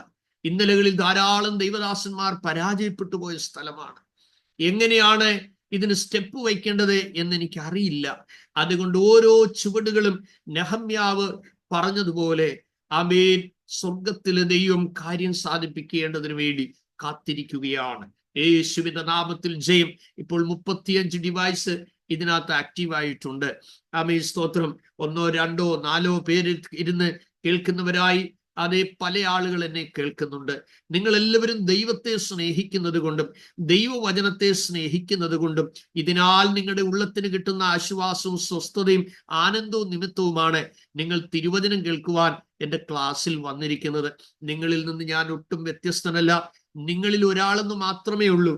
എന്നാൽ എനിക്ക് ലഭിച്ച ദൈവകൃപ നിങ്ങൾക്ക് വേണ്ടിയും കൂടെ ഉള്ളതാകിയാലാണ് ഞാൻ കൃപയിൽ ആശ്രയിച്ച് നിങ്ങളോട് ഇത് പങ്കുവെക്കുന്നത്. എന്നും സർമൺ കെട്ട് പോകാനല്ല നിങ്ങളെക്കുറിച്ചുള്ള പദ്ധതി. ഈ ദിവസങ്ങളിൽ വ്യക്തമായൊരു തീരുമാനമെടുക്കണം. കർത്താവേ, എൻ്റെ ആയുസ്സിൽ എനിക്ക് ചില ആത്മാക്കളെ എൻ്റെ കർത്താവിന് വേണ്ടി നേടിയെടുക്കണം. എനിക്ക് കർത്താവിന് വേണ്ടി വചനപ്രകാരം ജീവിക്കണം. യേശുവിൻ്റെ ഒരു വിശ്വസ്ത ശിഷ്യനായി എനിക്ക് ജീവിക്കണം. യേശുവിൻ്റെ ഒരു വിശ്വസ്ത ശിഷ്യയായിട്ട് എനിക്ക് ജീവിക്കണം. വിശുദ്ധിയോടെ, വിശ്വസ്തയോടെ, ദൈവഭക്തിയോടെ, കളങ്കമില്ലാതെ, അതേ നിഷ്കളങ്കമായി, കറ, ചുളുക്കം, വാട്ടം, മാലിന്യമില്ലാതെ കർത്താവിന് വേണ്ടിയുള്ള ഒരുക്കമുള്ള ഒരു ജനത്തിന്റെ കൂട്ടത്തിൽ എണ്ണപ്പെടുന്ന, അതേ തൻ്റെ മണവാട്ടിയുടെ കൂട്ടത്തിൽ എണ്ണപ്പെടുന്നവളായി എനിക്ക് തീരണം എന്നുള്ള തീവ്രമായ ഒരാഗ്രഹമാണ് നമുക്ക് ആദ്യം ആവശ്യം. നാം ചാടിക്കേറി രോഗികളെ സൗഖ്യമാക്കാനും ഭൂതങ്ങളെ പുറത്താക്കാനും മരിച്ചവരെ ഉയർപ്പിക്കാനും പോകുക എന്നുള്ളതല്ല ആരംഭത്തിൽ ആവശ്യം. നമ്മുടെ അടിത്തറ വൃത്തിയാക്കണം. നമ്മുടെ പുല്ല് മേയാതെ വല്ലവരുടെ ഓട് മേയാൻ പോയിട്ട് കാര്യമില്ല. അതുകൊണ്ട് നമ്മുടെ ഭവനം വിടുവിക്കപ്പെടണം, നമ്മുടെ തലമുറകൾ വിടുവിക്കപ്പെടണം, നമ്മുടെ ജീവിത പങ്കാളി വിടുവിക്കപ്പെടണം. അത് അൾട്ടിമേറ്റ് ആയിട്ടുള്ള കാര്യം തന്നെയാണ്. അങ്ങനെ ആരോഗ്യപരമായ ഒരു കുടുംബജീവിതവും ആരോഗ്യപരമായ തലമുറയുടെ വിടുതലും ചിലപ്പോൾ ചില നാളുകൾ എടുത്തെന്ന് വരും. അതിനർത്ഥം പാസ്റ്റർ ഞങ്ങൾ ആരോടും ദൈവത്തിന്റെ വചനം പറയണ്ടെന്നാണോ? അല്ല, ഒരിക്കലുമല്ല. നിയോഗം ദൈവം തരുന്നതിനനുസരിച്ച് അതതിൻ്റെ സൈഡിലൂടെ പോയിക്കൊണ്ടേയിരിക്കും. നിങ്ങൾ ആദ്യം തയ്യാറെടുക്കേണ്ടത്, ആദ്യം ഒരു ഫെലോഷിപ്പ് നിങ്ങൾക്ക് ഉണ്ടാകണം. നിങ്ങളുടെ ചർച്ചിൽ നിങ്ങൾ വിശ്വസ്തരായിരിക്കുക, നിങ്ങളുടെ കൂട്ടായ്മകളിൽ നിങ്ങൾ വിശ്വസ്തരായിരിക്കുക. എന്നാൽ തിരുവചനം പഠിക്കുന്ന നിങ്ങളിൽ നിന്ന് ദൈവത്തിന് ആഗ്രഹമുള്ള ഒരു പദ്ധതി കൊണ്ട് make a small prayer group, ഒരു പ്രയർ സെൽ ഉണ്ടാക്കണം. നിങ്ങൾ രക്ഷിക്കപ്പെട്ട ആളുകളെ തന്നെ വിളിക്കാനല്ല ഞാൻ അതിന് താല്പര്യപ്പെടുന്നത്.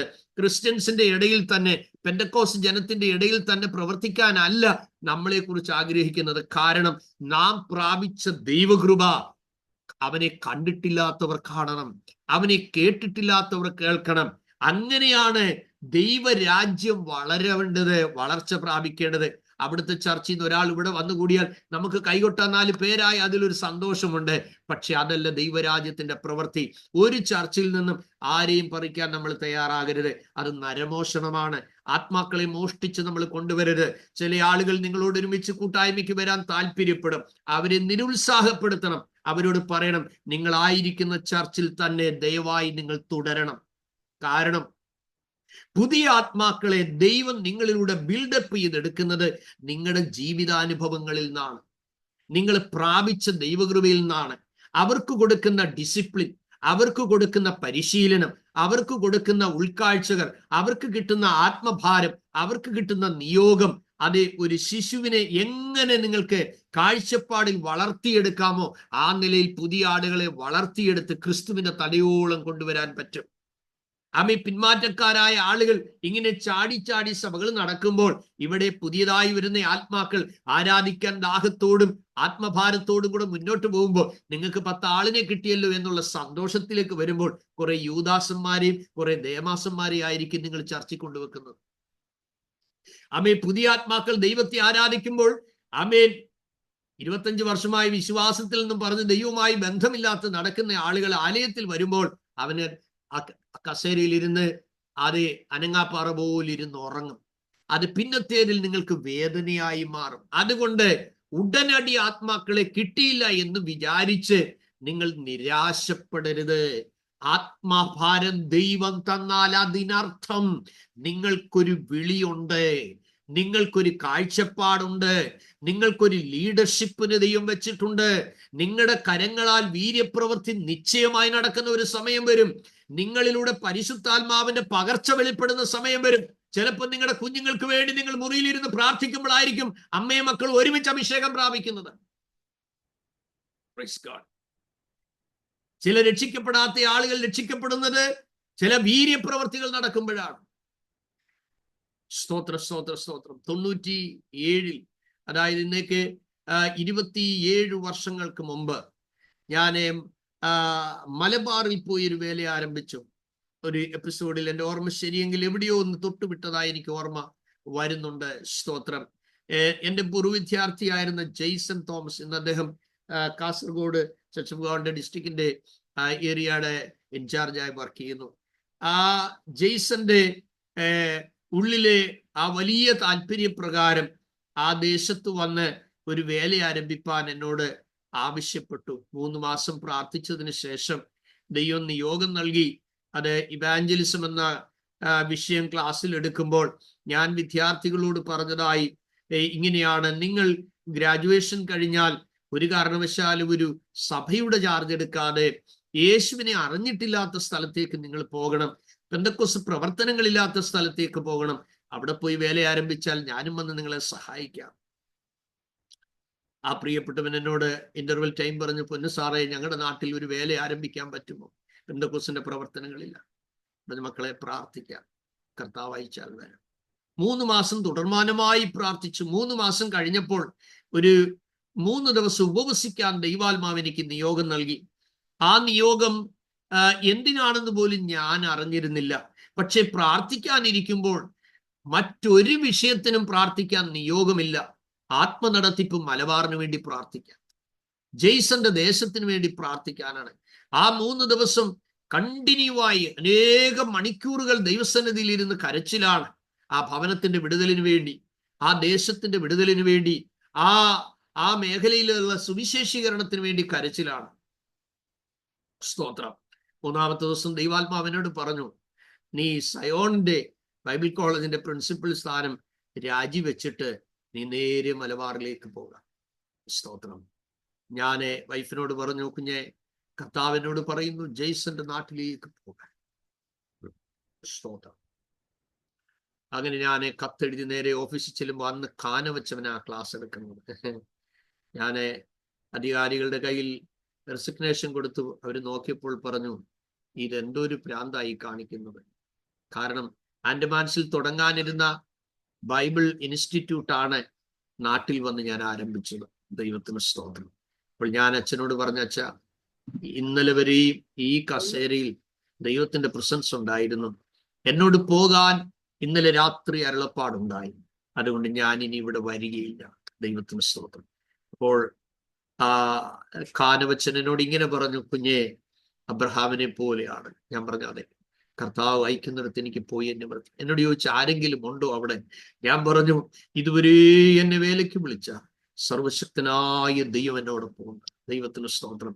സൗരങ്ങളെ, ഞാൻ എൻ്റെ ഓർമ്മ ശരിയെങ്കിൽ 5 കിലോ അരിയും 100 രൂപയും എൻ്റെ വൈഫിന്റെ കയ്യിൽ കൊടുത്തിട്ട്, മോനെ, എൻ്റെ വൈഫും ഡെലിവറി ആയതിൻ്റെ 28ാമത്തെ ദിവസം, ആ മൂത്ത മകൾക്ക് അന്ന് 5.5 വയസ്സുണ്ട്, ആ മോളെയും ഈ കൈക്കുഞ്ഞിനെയും ഏൽപ്പിച്ചിട്ടാണ് ഒരു പെട്ടി ട്രാക്റ്റുമായിട്ട് ഞാൻ മലബാറിൽ ആ മണിക്കടവെന്ന് പറയുന്ന സ്ഥലത്ത് ചെന്നിറങ്ങുമ്പോൾ എൻ്റെ കയ്യിലുള്ളത് 20 രൂപ മാത്രം.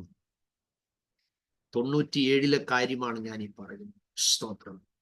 ഞാനും ജെയ്സനും കൂടി ഏകദേശം ഒരാഴ്ച അവിടെയുള്ള ഉൾഗ്രാമങ്ങളിലൂടെ എല്ലാം ഞങ്ങൾ കടന്നുപോയി. നിരവധി വീടുകളിൽ കയറി. എൻ്റെ കാലാണെങ്കിൽ ഇറങ്ങി വരുമ്പോൾ കാല് ഡിസ്ലൊക്കേഷനായി ചില സമയത്ത് പോകും. ഭയങ്കര വേദനയാണത്. പക്ഷെ എന്നാലും സാരമില്ല. അനേക മൈലുകൾ നടന്നു. കഴിക്കണമെന്നില്ല, ഒന്നും കുടിക്കണമെന്നില്ല. ആമേൻ, പ്രൈസ് ലോർഡ്. പക്ഷേ പോകുക മനസ്സിനകത്ത് ആത്മ നടത്തിപ്പാണ്. രാവും പകലും കരച്ചിലാണ്. ഓരോ ദേശത്തും ഓരോ ഏരിയയിലും ചെന്ന് കരമുയർത്തി പ്രാർത്ഥിക്കുക. അങ്ങനെ പല സ്ഥലങ്ങളിലും ദൈവപ്രവൃത്തി നടന്നു. അതെ, ഞങ്ങൾ ഒരു അടിവാരം ഇറങ്ങി ഒരു വീട്ടിൽ ചെന്നപ്പോൾ ഒരു പ്രിയപ്പെട്ടവൻ നടുവുളുക്കി അവിടെ ഇരിക്കുകയാണ്. ഞങ്ങൾ ആദ്യമായിട്ട് ചെല്ലുന്ന സുവിശേഷകരാണ്. അദ്ദേഹം കുനിഞ്ഞു നടക്കുന്നത്. ഞാൻ ചോദിച്ചു എന്നാ പറ്റി? പറഞ്ഞു ആട്ടിൻകൂടിന്റെ ഇത് പലക പിടിച്ച് പൊക്കിയപ്പോൾ നടുവൊന്ന് വെട്ടിയതാണ്, പക്ഷെ നൂരാൻ പറ്റുന്നില്ല. സ്തോത്രം. അത്രയുള്ള കാര്യം. അപ്പൊ നമ്മൾ നല്ല ആത്മനിറവിൽ അങ്ങോട്ട് പോകുന്നത്. ഞാൻ ആ നടുവിലോട്ട് കൈവച്ചേച്ച് അപ്പൊ ആ വേദന അങ്ങ് പൊക്കോട്ടെ, നേരെ നിന്നോ എന്ന് പറയും. അന്നേരെ വേദന ഡിസപ്പിയർ ആയി. ദൈവത്തിന് സ്തോത്രം. കർത്താവ് നമ്മളെ പറഞ്ഞയക്കുമ്പോൾ സ്തോത്രം, നമ്മളെ ദൈവം അയച്ചു വന്നതാണ് എന്ന് ജനം അറിയുന്നത് വേറെ ഒന്നിനാലും അല്ല, നിങ്ങളുടെ കയ്യാൽ നടക്കുന്ന ദൈവപ്രവൃത്തിയാണ്, നിങ്ങളുടെ വാക്കിനാൽ വെളിപ്പെടുന്ന അധികാരമാണ്. അരഗധുനഗസ്യാലഗതിനി, യേശുവിന്റെ നാമത്തിൽ നിങ്ങളുടെ കരങ്ങളിലൂടെ വെളിപ്പെടുന്ന ദൈവശക്തിയാണ്. അങ്ങനെ ഞങ്ങള് 4-ാമത്തെ ദിവസം ഇങ്ങനെ ഒരു 10-16 കിലോമീറ്റർ നടന്ന് ഞങ്ങൾ ഇറങ്ങി വരുമ്പോൾ റോഡ് സൈഡിൽ നിന്ന് ഒരു പിതാവ് കുഞ്ഞിനെ എടുത്തിട്ടുണ്ട്. ഭയങ്കര നിലവിളിയാണ്. സ്തോത്രം. അപ്പൊ ഞാൻ നോക്കിയപ്പോൾ അവരുടെ ആ പിതാവിന്റെ കൈക്കൂടെ ബ്ലഡ് ഒഴുകുന്നുണ്ട്. ഞാൻ ചോദിച്ചു എന്തു പറ്റി, എന്താണ് സംഭവിച്ചത്? പറഞ്ഞു, സാറേ ഈ കുഞ്ഞിന് മുറിവുണ്ടായാൽ, ചൊറിഞ്ഞു പൊട്ടിയാൽ ബ്ലീഡിങ്ങിന്റെ അസുഖമാണ്. ഇപ്പോൾ ഞാൻ ഈ കൈയെടുത്താൽ ഈ ബ്ലഡ് അത് ചീറ്റി വരും, അതുകൊണ്ട് ഈ ബ്ലീഡിങ് അസുഖം മാറുന്നില്ല എന്ന്. സ്തോത്രം. ഞങ്ങൾ ചോദിച്ചു, ഞങ്ങൾ ഈ കുഞ്ഞിന് വേണ്ടി ഒന്ന് പ്രാർത്ഥിച്ചോട്ടെ? ആദ്യം പറഞ്ഞു അങ്ങനെ പ്രാർത്ഥിച്ചാലൊന്നും മാറുന്ന വിഷയമല്ല ഇത്. സ്തോത്രം. ഞാൻ പറഞ്ഞു എന്നാലും ഞങ്ങളൊന്ന് പ്രാർത്ഥിക്കട്ടെ. എന്നാൽ നിങ്ങൾ പ്രാർത്ഥിച്ചോളാൻ പറഞ്ഞു. ആ നടുറോഡിൽ നിന്ന് ഞങ്ങൾ ദൈവസനെ കരഞ്ഞു. അദ്ദേഹത്തിന്റെ കയ്യിൽ ഞങ്ങൾ കരം വെച്ചു പ്രാർത്ഥിച്ചു കഴിഞ്ഞിട്ട് പറഞ്ഞു ഈ കൈ ഒന്ന് എടുക്കാൻ പറഞ്ഞു. എടുത്തപ്പോൾ അത് ഒട്ടിയിരിക്കുക.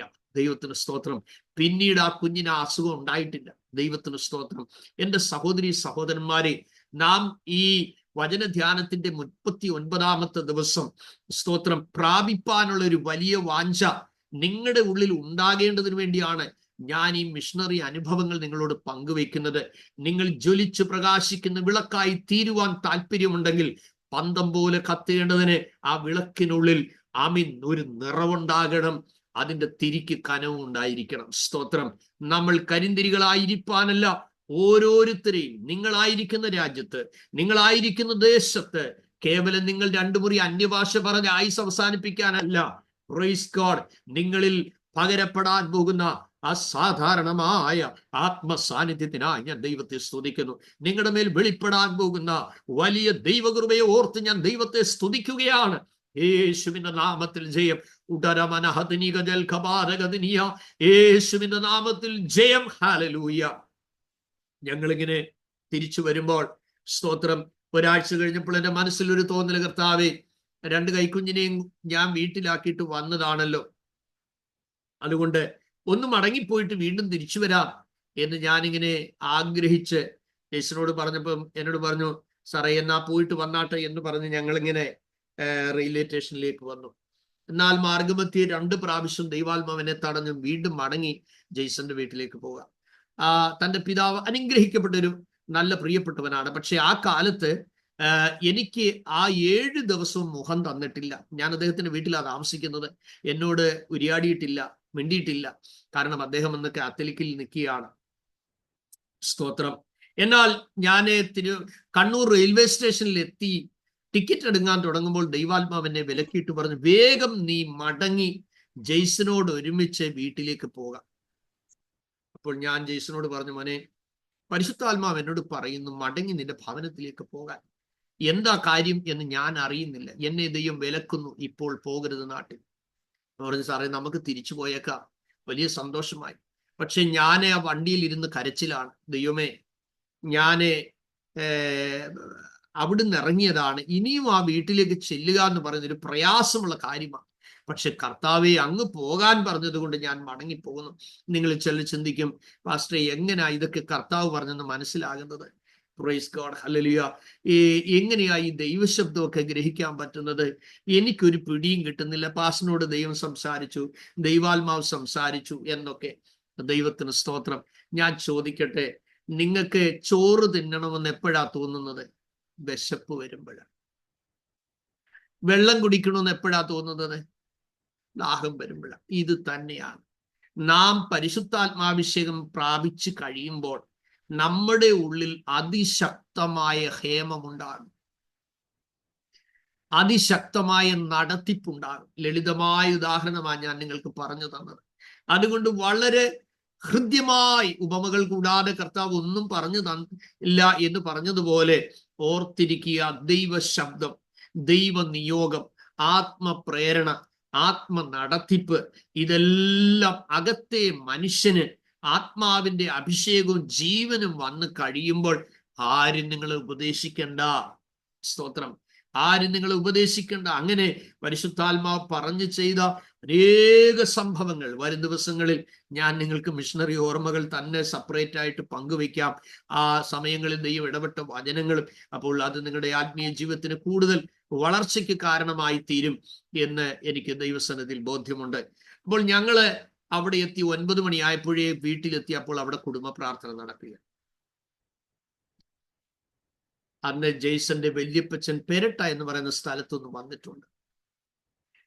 തന്റെ പെങ്ങൾ അവിടെയുണ്ട്, അമ്മയുണ്ട്, ഇളയ സഹോദരനുണ്ട്. ആ ജെയ്സന്റെ വീട്ടിൽ ആദ്യം ഞാൻ എത്തുമ്പോൾ തന്റെ ഇളയ സഹോദരനെ കണ്ടയുടൻ ദൈവാത്മാവ് എന്നോട് പറഞ്ഞ കാര്യം, ഇവൻ ഒരു തിമത്യോസ് ആണ്, ഇവൻ എൻ്റെ വേലയ്ക്ക് വേണ്ടിയുള്ളവനാണ്, നീ അവനെ അങ്ങ് കൊണ്ടുപോക്കോണം. സ്തോത്രം. നിങ്ങൾക്ക് മനസ്സിലാകുന്നുണ്ടോ? എൻ്റെ രണ്ടാമത്തെ യാത്രയിൽ ആ പൈതലിനെ ഞാൻ കൂടെ നാട്ടിൽ കൊണ്ടുവന്നു. 2 വർഷം എൻ്റെ കൂടെ നിർത്തി. ദൈവവചനം പഠിപ്പിക്കുകയും പരിശീലനങ്ങൾ കൊടുക്കുകയും പിന്നത്തേതിൽ സ്തോത്രം ആ പൈതൽ ഞങ്ങൾക്ക് ഒരുപാട് ഗോതമ്പ് ദോശയൊക്കെ ഉണ്ടാക്കി തന്നതാ കേട്ടോ. സ്തോത്രം. ഇന്ന് അദ്ദേഹം മാനന്തവാടി ചർച്ച് ഓഫ് ഗോഡിന്റെ ഒരു അനുഗ്രഹിക്കപ്പെട്ട ലീഡിംഗ് പാസ്റ്ററാണ് അദ്ദേഹം. ദൈവത്തിന് സ്തോത്രം. ഇടയ്ക്കിടയ്ക്ക് എന്നെ വിളിക്കും. എനിക്കൊരു വലിയ സന്തോഷമാണ്. മനോഹരമായ ആലയമൊക്കെ പണിത് നല്ല ഒരു കൂട്ടം ആത്മാക്കളെ, എൻ്റെ ഓർമ്മ ശരിയെങ്കിൽ ഇപ്പോൾ ഒരു 20ഓളം വർഷമായി ആ പൈതൽ അവിടെ വേലയിലായിട്ട്. ദൈവത്തിന് സ്തോത്രം. അപ്പൊ ഞാൻ പറഞ്ഞു വന്നത്, ഈ 9 മണി സമയത്ത് അദ്ദേഹത്തിന്റെ വീട്ടിൽ ഞങ്ങൾ ചെല്ലുമ്പോൾ തോമസിയേട്ടനും എല്ലാം എന്നെ കണ്ടിടാ, ഈ നാശം പോയിട്ട് വീണ്ടും തിരിച്ചു കയറി വന്നല്ലോ, എനിക്കും ഒരു ജാള്യതയുണ്ട് ദൈവമേ, ഞാൻ എന്തിനായി കയറി വന്നേന്ന് എനിക്കും ഒരു പ്രയാസമുണ്ട്. ഞാൻ ഒരക്ഷരം മിണ്ടാതെ തലകുനിച്ചിരുന്ന് എപ്പോഴും എൻ്റെ കയ്യിൽ ഒരു ടർക്കി കാണും. ആ ടർക്കി മുഴുവൻ കണ്ണുനീര് കൊണ്ട് കുതിരുകയാണ്. കാരണം എന്നെ തിരിച്ചയച്ചത് ദൈവാത്മാവാണ്. എന്തിനാണെന്ന് എന്നോട് പറഞ്ഞില്ല. സഹോദരങ്ങളെ, പരിശുദ്ധാത്മാവ് നമ്മളോട് പറയുന്ന കാര്യങ്ങൾ ആരംഭത്തിലൊന്നും ചിലപ്പോൾ പിടികിട്ടിയില്ലെന്ന് വരും. അതിനർത്ഥം നിങ്ങൾ ദൈവപ്രവൃത്തി കാണത്തില്ലെന്നല്ല. മൗനമായി ദൈവം നമ്മളോട് മിണ്ടാതിരിക്കുന്നു എങ്കിൽ, ഒരു സ്ഥലത്തേക്ക് നമ്മളെ നയിക്കുന്നുവെങ്കിൽ ഓർത്തുകൊള്ളണം, അതിൻ്റെ പുറകിൽ എന്തൊക്കെയോ അസാധാരണമായ നടത്തിപ്പുകൾ. ആമേൻ. നിങ്ങളെ മടക്കി അയക്കുന്ന ദൈവാത്മാവ് നിങ്ങളുടെ കൂടെ വരികയാണ്. നിങ്ങൾ ചെല്ലുമ്പോൾ ദൈവത്തിന്റെ പ്രവൃത്തി വെളിപ്പെടാൻ വേണ്ടി പരിശുദ്ധാത്മാവ് ബന്ധപ്പെടുകയാണ്. Praise God. ഓ, നന്ദിയോടെ നിങ്ങൾ ദൈവത്തെ സ്തുതിച്ചു കൊള്ളണം. നിങ്ങളുടെ മുറികളിലെല്ലാം എനിക്കറിയാം, ഞാൻ ഈ മിഷണറി അനുഭവങ്ങളൊന്നും പറയാനല്ല പ്ലാൻ ചെയ്തത്. ഞാൻ പരിശുദ്ധാത്മാവിനെ കുറിച്ച് ക്ലാസ് എടുക്കാനാണ്. പക്ഷേ നമുക്കറിയാം, ഒരു കറിക്കൂട്ട് നമ്മുടെ കയ്യിൽ കിട്ടുന്നതിന് മുമ്പ് കറിക്കൂട്ടിൽ ഉണ്ടാക്കിയ കറി രുചിച്ചാൽ കറിക്കൂട്ട് മേടിക്കാൻ നമുക്ക് വെപ്രാളം വരും. സ്തോത്രം. Praise the Lord. ഞാൻ നിങ്ങളോട് കുറച്ച് വാക്യങ്ങൾ മാത്രം പറഞ്ഞു തന്നാൽ അത് പ്രായോഗിക തലത്തിൽ എത്രമാത്രം ആയിത്തീരും എന്നുള്ള വലിയ ക്വസ്റ്റ്യൻ മാർക്ക് നിങ്ങളുടെ ഹൃദയത്തിൽ ഇരിക്കും. എന്നാൽ ഈ കറിക്കൂട്ടിന്റെ രുചിയേറിയ അനുഭവങ്ങൾ നിങ്ങൾ കേട്ട് കഴിയുമ്പോൾ നിങ്ങൾക്കിത് കിട്ടിയേ മതിയാകൂ എന്നുള്ള വലിയ വെപ്രാളം നിങ്ങൾക്കുണ്ടാകും. ദൈവത്തിന് സ്തോത്രം. അതുകൊണ്ടാണ് ദൈവാത്മാവിനെ ലീഡ് ചെയ്യുന്നത് പോലെ ഞാൻ ആ മിഷണറി അനുഭവങ്ങൾ പറയാൻ ആഗ്രഹിക്കുന്നത്. കാരണം പരിശുദ്ധാത്മാവെന്ന വിഷയമാണ് നമ്മൾ ചിന്തിക്കാൻ പോകുന്നത്. അപ്പോൾ പെരട്ടെ എന്ന് പറയുന്ന ആ സ്ഥലത്തു നിന്ന് വന്ന അപ്പച്ചന്റെ കൈക്ക് എന്തോ പ്രയാസം കാരണം ഇങ്ങനെ മടങ്ങിയിരിക്കുക വേണ്ടുമെന്ന് അത് നിവരാതെ നാളുകളായിരിക്കുന്ന സമയമാണ്. അപ്പോൾ ഞാൻ അവരെല്ലാം പാടി കൊണ്ടിരിക്കുമ്പോൾ, സമുദായ പാട്ടാണ്, എല്ലാം പാടിക്കൊണ്ടേ ഇരിക്കുമ്പോൾ ഞാനിങ്ങനെ ദൈവസനെ കരഞ്ഞു പ്രാർത്ഥിക്കുകയാണ്. ഉള്ളിൽ ഒരു ശബ്ദം പോലും പുറത്തില്ല. ഹന്നയെ പോലെ ഞാൻ ഹൃദയം ദൈവസനെ പകരുക. ഞാൻ ദൈവത്തോട് കരഞ്ഞത് ഇത്രയേ ഉള്ളൂ: കർത്താവേ, അടിയൻ എൻ്റെ കൂട്ടാളിയുടെ അടുക്കിലേക്ക് മടങ്ങിപ്പോകേണ്ടതിന് ഞാൻ ഒരാഴ്ചത്തെ പ്രവർത്തനം കഴിഞ്ഞ് മടങ്ങുമ്പോൾ എന്നെ അവിടുന്ന് തിരിച്ചു വരിക എന്ന് പറഞ്ഞ് ഈ ഭവനത്തിലേക്ക് കൊണ്ടുവന്നിരിക്കുന്നു. അടിയനെ കൊണ്ടുവന്നതിന്റെ ഉദ്ദേശം എന്താണ് എന്ന് അവിടുന്ന് വെളിപ്പെടുത്തണമേ. ഏലിയാവ് യാഗപീഠം ഒരുക്കി കഴിഞ്ഞതിന് ശേഷം ഇങ്ങനെ പ്രാർത്ഥിച്ചു. പ്രാർത്ഥന ഒരു ശ്വാസം കൊണ്ട് തീ ഇറങ്ങി. പക്ഷെ ആ ഒരുക്കത്തിന് വലിയ സമയമെടുത്തല്ലോ, അല്ലേ? സ്തോത്രം. ഇതുപോലെ ദൈവപ്രവൃത്തി വെളിപ്പെടുന്നതിന് മുൻപ് വലിയ പ്രിപ്പറേഷന് ടൈം വേണം സഹോദരങ്ങളെ. അതിനാണ് ഞാൻ നിങ്ങളോട് ഇത് പങ്കുവെക്കുന്നത്. ആമേൻ. We need more time to receive the grace, so that we must prepare. ആമേൻ. നന്നായി നമ്മൾ ഒരുങ്ങേണ്ടത് ആവശ്യമാണ്. ആ ഒരുക്കമാണ് നമ്മളെ പ്രാപിക്കാനുള്ള തലത്തിലേക്ക് നയിക്കുന്ന ഘടകം. സ്തോത്രം. ഞാനിങ്ങനെ പ്രാർത്ഥിച്ച് ഉള്ളിൽ പ്രാർത്ഥിച്ചു കഴിയും. അസാധാരണമായ വിധത്തിലുള്ള ഒരു വലിയ ആത്മപകർച്ച വീട്ടിൽ വെളിപ്പെട്ടു. എല്ലാവരുടെ മേലും പരിശുദ്ധാത്മാവ് വന്നു. സ്തോത്രം. പരിശുദ്ധാത്മാവ് അവരുടെ മേൽ വരികയും ഈ നിവരാതെ ഇരുന്ന അപ്പച്ചന്റെ കൈ അങ്ങ് നിവർന്നു. ആരും പിടിച്ചതല്ല. എൻ്റെ ശുശ്രൂഷ മേഖലകളിൽ ഞാൻ കഴിവതും കരം വെച്ച് പ്രാർത്ഥിക്കുന്നത് വളരെ കുറവാണ്. കാരണം എൻ്റെ ആഗ്രഹം ഞാൻ പ്രസംഗിക്കുന്ന വചനം കേൾക്കുമ്പോൾ അവരിൽ മിറക്കിൾസ് നടക്കും. അങ്ങനെയാ ദൈവവചനം കാണുന്നത്. കർത്താവ് തന്റെ അതേ വചനം പറഞ്ഞുകൊണ്ടിരിക്കുമ്പോൾ വരണ്ട കൈയുള്ളവരോട് പറഞ്ഞു, നിന്റെ കൈ നീട്ടുക. ഇൻസ്റ്റന്റ്ലി കൈ നിവർന്നു. സ്തോത്രം. അതുകൊണ്ട് നാം ആളുകളുടെ ഇടയിൽ ഒരു വിശേഷ സിദ്ധിയുള്ള ആളായിട്ട് ചെല്ലുകയല്ല നമുക്ക് ആവശ്യം.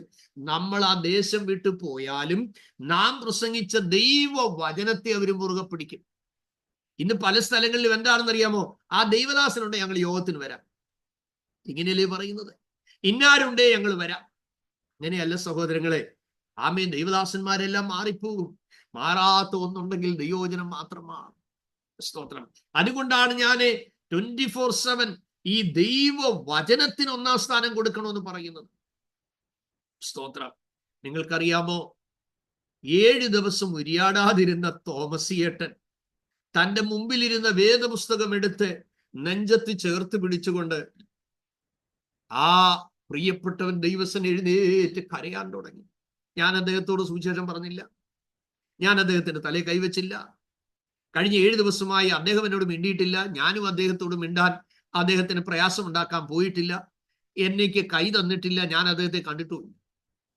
ഒരു വീട്ടിലാണ് പാർക്കുന്നത്. അദ്ദേഹം രാവിലെ അദ്ദേഹത്തിന്റെ കടയിൽ പോകും, വൈകുന്നേരം ആകുമ്പോൾ തിരിച്ചു വരും. ദൈവത്തിന് സ്തോത്രം. ഞങ്ങൾ അദ്ദേഹം ഉണരുന്നതിന് മുമ്പേ ഞങ്ങൾ മിഷൻ ഫീൽഡിൽ പോകും. അർദ്ധരാത്രി ആകുമ്പോൾ ഞങ്ങൾ തിരിച്ചു വരും.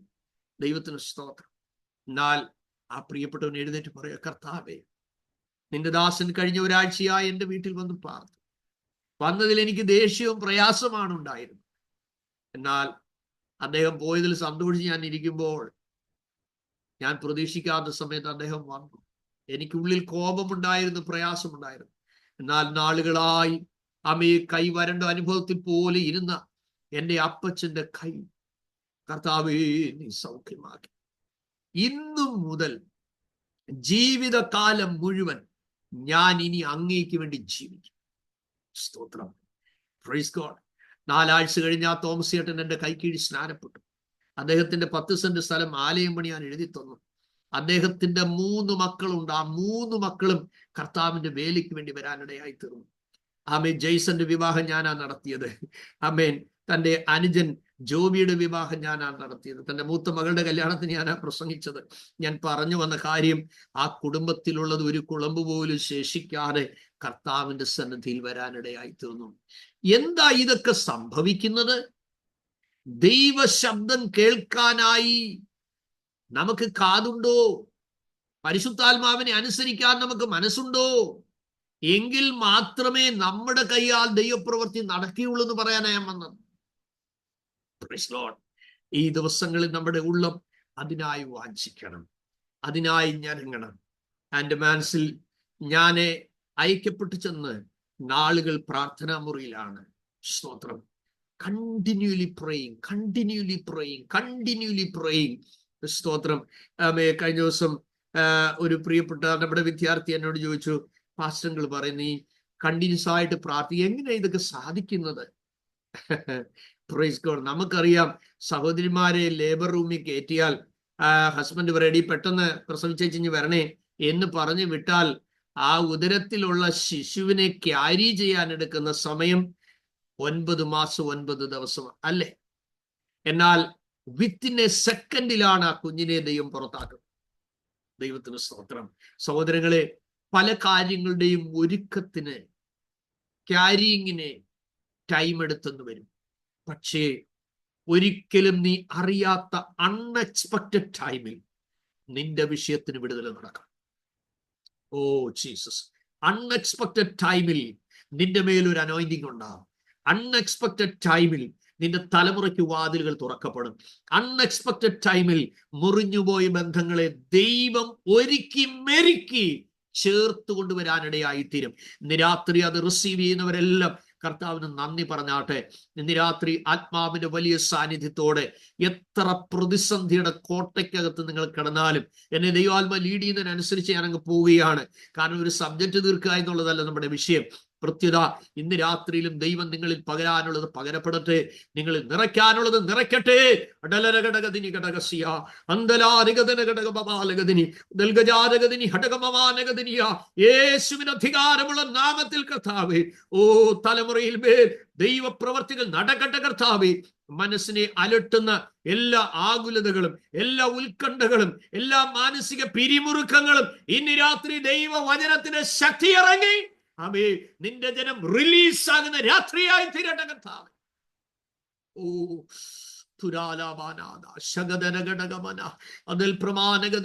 യേശുവിന്റെ രക്തം ചെയ്യാം. നിയോഗമേറ്റെടുക്കുക. യേശുവിന്റെ നാമത്തിൽ ഉറക്കെ നിങ്ങളുടെ ആധരത്തിൽ നിന്ന് പറ. ശത്രു ഒരു വഴിയായി വരും, 7 വഴിയായി ഓടിപ്പോകും. ശത്രു ഒരു വഴിയായി വരും, 7 വഴിയായി ഓടിപ്പോകും. ഭിന്നത്തേതിൽ ദുഷ്ടനില്ല. ദൈവം എഴുന്നേൽക്കുമ്പോൾ ശത്രുക്കൾ ചിതറിപ്പോകും. ഇന്ന് കണ്ട മിസ്രൈമിനെ ഇനി ഒരു നാളും കാണുകയില്ല. ആമേൻ. ദൈവത്തിന് സകലതും സാധ്യം. ആമേൻ. ദൈവത്തിന്റെ കൈ കുറുതായി പോയിട്ടില്ല. കേൾപ്പാൻ കഴിയാതെ വണ്ണം അവിടുത്തെ കാതും മന്ദമായി പോയിട്ടില്ല. കാണാൻ കഴിയാതെ വണ്ണം അവിടുത്തെ കണ്ണ് കുരുടായിട്ടില്ല.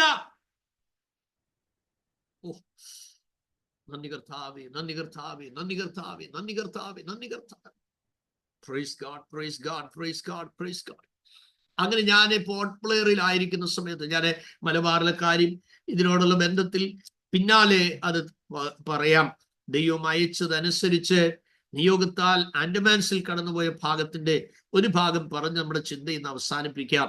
നാം പറഞ്ഞു വരുന്ന പരിശുദ്ധാത്മാവിനെ കുറിച്ചാണ്. അങ്ങനെ ഞാനിങ്ങനെ പോർട്ട് പ്ലെയറിൽ പാർക്കുന്ന സമയത്ത് ഞാൻ ദൈവത്തോട് ചോദിക്കും, കർത്താവേ, അടിയൻ ഇന്ന് എങ്ങോട്ടാ പോകേണ്ടത്?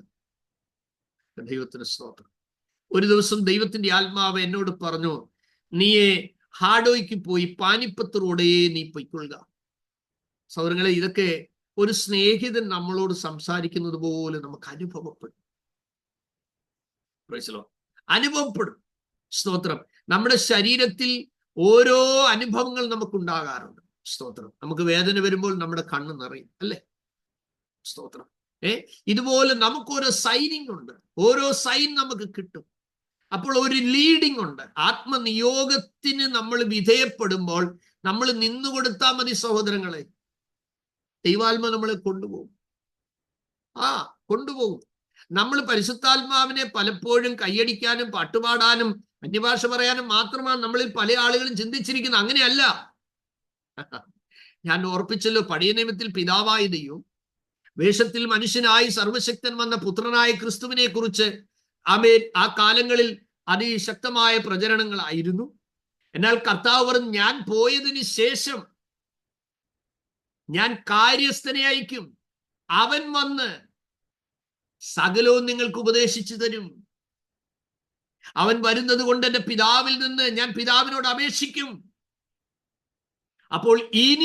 അപ്പോൾ കർത്താവിന്റെ സ്വർഗാരോഹണത്തിന് ശേഷം സഭയുടെ മുഴുവൻ കാര്യങ്ങൾ നയിക്കുന്നത് ദൈവാത്മാവാണ്.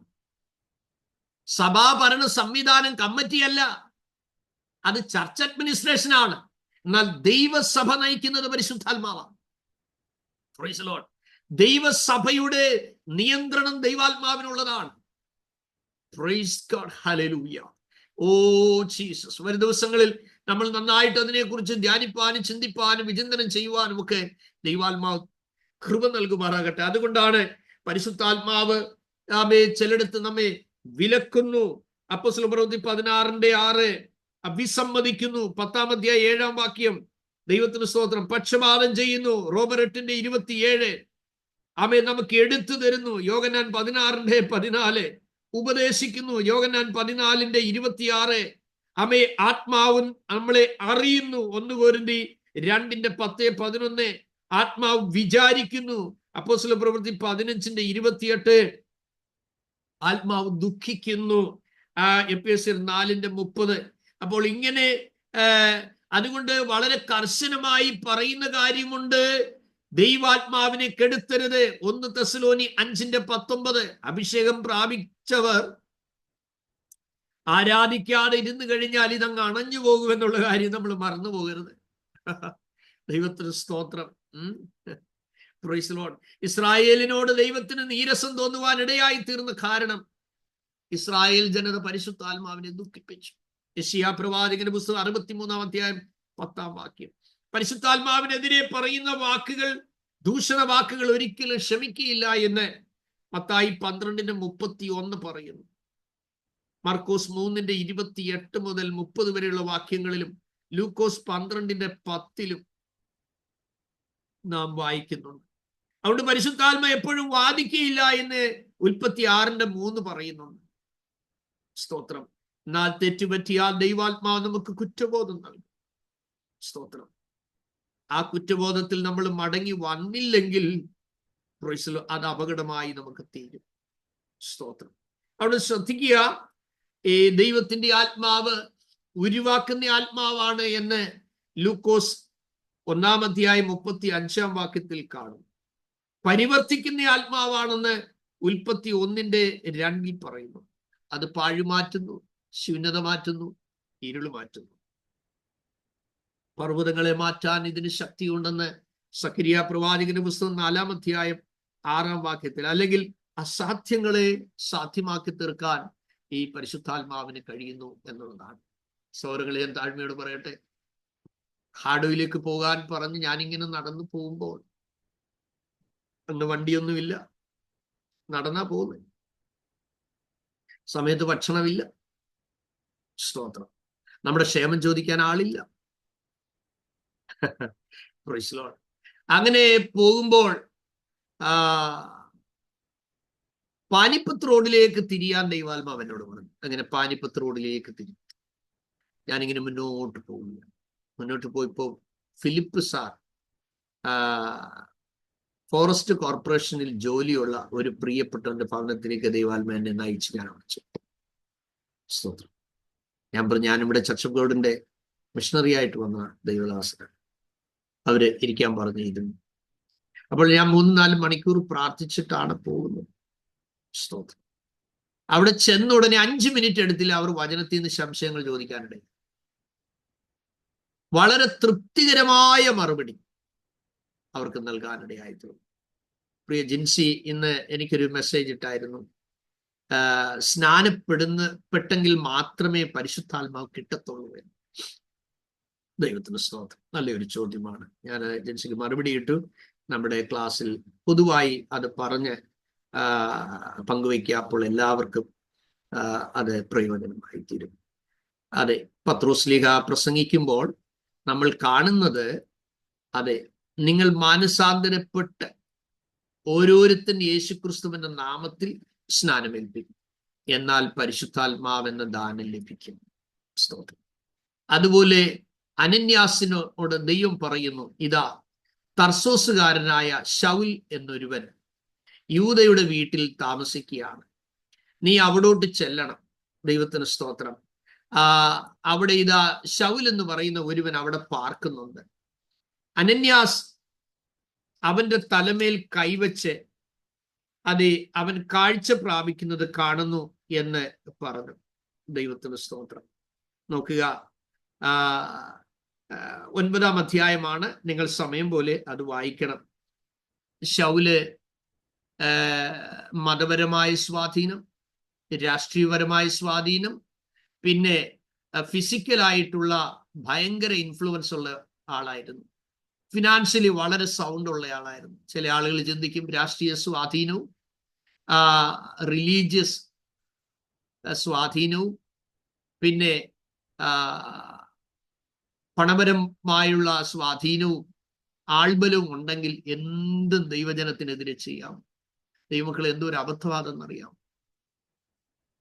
തൻ്റെ കൂടെയുള്ള ടീം മുഴുവൻ താഴെ വീണു. എപ്പോഴാ? നട്ടുച്ചയ്ക്ക്. സൂര്യനിൽ കവിഞ്ഞൊരു വെളിച്ചം ചുറ്റിമിന്നി. ദമസ്കോസിൽ അടുക്കാറായപ്പോഴാണ് സംഭവിക്കുന്നത്. അപ്പോസ്തല പ്രവൃത്തി ഒടുവിലത്തെ അധ്യായത്തിൽ നമ്മൾ കാണുന്ന എല്ലാവരും നിലത്ത് വീണെന്ന്. ശബ്ദം കേട്ടത് ശൗല് മാത്രം. കാതിൽ കേട്ടത് എന്താ? ശൗലേ ശൗലേ, നീ എന്നെ ഉപദ്രവിക്കുന്നതെന്ന്. ചോദ്യം: സ്വർഗത്തിലിരിക്കുന്ന കർത്താവിനെ ഭൂമിയിലിരിക്കുന്ന ശൗലിനെ എങ്ങനെ ഉപദ്രവിക്കാൻ പറ്റുന്നത്? അപ്പൊ ആരാധിക്കുന്ന ഒരു ദൈവവേദന, വിശ്വാസത്തിന് വേണ്ടി ഇറങ്ങിത്തിരിച്ച ഒരു ദൈവവേദന ആരെങ്കിലും ഉപദ്രവിച്ചാൽ, അവർക്കെതിരെ ദോഷം ചെയ്താൽ ആർക്കാ നോവുന്നത്? നിങ്ങളുടെ കുഞ്ഞൊന്ന് തറയെ വീണു, നിങ്ങൾക്ക് നോവും? ഭയങ്കരമായിട്ട് നോവും അല്ലേ? നിങ്ങളുടെ കുഞ്ഞിന് എന്തെങ്കിലും ഒരു പ്രയാസം പറ്റി, ദൈവത്തിന് സ്തോത്രം. കഴിഞ്ഞ ദിവസം നമ്മുടെ വാത്സല്യ ജിമ്മിയുടെ കുഞ്ഞിനൊരു പ്രയാസം ഉണ്ടായപ്പോൾ ഞാൻ മെസ്സേജ് രാത്രി 2:30 ഞാൻ ഉറങ്ങുന്നത്. സ്തോത്രം. ആ മെസ്സേജ് കേട്ടപ്പോൾ എൻ്റെ ബലം മുഴുവൻ പോകുന്ന പോലെ തോന്നി. കാരണം എനിക്ക് സ്വന്തം മക്കളെ പോലാണ് അവര്. ദൈവത്തിന് സ്തോത്രം. കഴിഞ്ഞ ഒരു 10-16 വർഷമായിട്ട് ആ കുടുംബമായിട്ട് എനിക്ക് ഒരുപാട് ആത്മബന്ധമുണ്ട്. അവരുടെ സകല ചൂളയിലൂടെ കടന്നുപോയപ്പോഴും ഞാൻ അവരോട് കൂടെ ഉണ്ടായിരുന്നു. ദൈവത്തിന് സ്തോത്രം. അപ്പോൾ അവരെ പെട്ടെന്ന് വിളിച്ചു, ധൈര്യപ്പെടുത്തി. അപ്പോൾ എന്താണ് ആ കുഞ്ഞിന്റെ പ്രയാസം? ഹീമോഫീലിയ അസുഖം ആണെന്ന് റിപ്പോർട്ട് കേട്ടപ്പോൾ അവർ മൊത്തത്തിൽ തകർന്നു പോയി. ദൈവത്തിന് സ്തോത്രം. അപ്പൊ നമ്മുടെ ഒരു കുഞ്ഞിനൊരു വേദന ഉണ്ടായാൽ നമ്മളെ അത് നമ്മുടെ അടിമുടി ബലം പോകും. നാം ദൈവത്തിൽ ധൈര്യപ്പെട്ടെങ്കിൽ നമുക്ക് പിന്നെ അടുത്ത ചുവട് വെക്കാൻ കഴിയും. ഇതുപോലെ വളരെ വേദനയോടുകൂടിയാണ് ദൈവസന്നിധിയിൽ ഈ വിഷയങ്ങൾ കാണുവാനായിട്ട് ഇടയായി തീർന്നത്. അപ്പോൾ ഈ ഫിലിപ്പ് സാറിന്റെ വീട്ടിലേക്ക് ഞാൻ ചെന്ന് പല സംശയങ്ങൾ ചോദിക്കാൻ തുടങ്ങി. പരിശുദ്ധാത്മാവിനെ കുറിച്ചാണ് സംശയം. അപ്പോൾ അദ്ദേഹം ബേസിക്കലി ഒരു ബ്രദറൻ ബാക്ക്ഗ്രൗണ്ട് ആയിരുന്നു എന്ന് പിന്നീടാണ് എനിക്ക് മനസ്സിലാകുന്നത്. ചെന്നുടനെ അദ്ദേഹം പരിശുദ്ധാത്മാവിനെ കുറിച്ച് സംശയം ചോദിപ്പാനിടയായി. നിങ്ങൾ നോക്കുക, നമ്മൾ ജിൻസിയുടെ ചോദ്യത്തിന് ആദ്യത്തെ ചോദ്യത്തിന് ചോദ്യത്തിന് ഒന്നാമതൊരു ഉത്തരം നമ്മൾ നൽകിയത് പത്രോസ് പറയുന്നു 2-ാമത്തെ അധ്യായത്തിൽ, നിങ്ങൾ മാനസാന്തരപ്പെട്ട്, അത് 2-ാം അധ്യായം 38-ാം വാക്യത്തിലാണ് ജിൻസി. പത്രോസ് അവരോട്, നിങ്ങൾ മാനസാന്തരപ്പെട്ട് നിങ്ങളുടെ പാപങ്ങളുടെ മോചനത്തിന് ഓരോരുത്തരും യേശുക്രിസ്തുവിന്റെ നാമത്തിൽ സ്നാനമേൽപ്പിൻ, എന്നാൽ പരിശുദ്ധാത്മാവെന്ന ദാനം ലഭിക്കും. ഓക്കെ, ഇവിടെ അത് പറയുന്നു.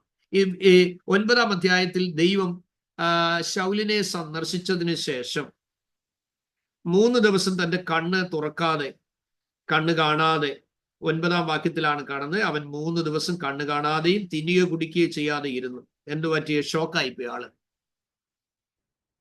സ്തോത്രം. Praise God. എന്നാൽ അനന്യാസ് എന്ന ഒരു ശിഷ്യൻ അവിടെ ഉണ്ട്. അദ്ദേഹം പ്രാർത്ഥിക്കുമ്പോൾ അനന്യാസിനെ ദൈവം വിളിക്കുന്നു. നീ യൂദയുടെ വീട്ടിൽ തർസൂസുകാരനായ ശൗൽ എന്നു പേരുള്ളവനെ അന്വേഷിക്കാം. 12-ാം വാക്യം. അവൻ പ്രാർത്ഥിക്കുന്നു. അനന്യാസ് എന്നൊരു പുരുഷൻ അകത്തു വന്ന് താൻ കാഴ്ച പ്രാപിക്കേണ്ടതിന് തന്റെ മേൽ കൈവയ്ക്കുന്നത് അവൻ കണ്ടിരിക്കുന്നു എന്ന് പറഞ്ഞു. അതിന് അനന്യാസ്, കർത്താവേ, ആ മനുഷ്യൻ യെരൂശലേമിൽ തന്റെ വിശുദ്ധന്മാർക്ക് എത്ര ദോഷം ചെയ്തു എന്ന് പലരും പറഞ്ഞ് ഞാൻ കേട്ടിരിക്കുന്നു. ഇവിടെയും നിന്റെ നാമത്തെ വിളിച്ചപേക്ഷിക്കുന്നവരെയൊക്കെയും പിടിച്ചു കെട്ടുവാനായി അവന് മഹാപുരോഹിതന്മാരുടെ അധികാരപത്രമുണ്ട് എന്ന് പറഞ്ഞു. അപ്പോൾ അനന്യാസിന് ഉറപ്പായി തന്നെ അറസ്റ്റ് ചെയ്യാൻ ശൗലും കൂട്ടരും വരുന്നുണ്ട്. ദൈവത്തിന്റെ പൈതലേ, ഇന്ന് രാത്രി ഞാനൊരു ദൂത് നിങ്ങളോട് പറയാം. ദൈവത്തെ വിശ്വസ്തയോടെ സേവിക്കുന്ന ദൈവപൈതലിന്റെ അതിരിനകത്ത് ഒരുത്തൻ കാല് വയ്ക്കണമെന്നുണ്ടെങ്കിൽ എന്റെ ദൈവം സമ്മതിക്കണം. എത്ര പേർക്ക് വിശ്വസിച്ച് ദൈവത്തിന് മഹത്വം കെടുത്താൻ പറ്റും?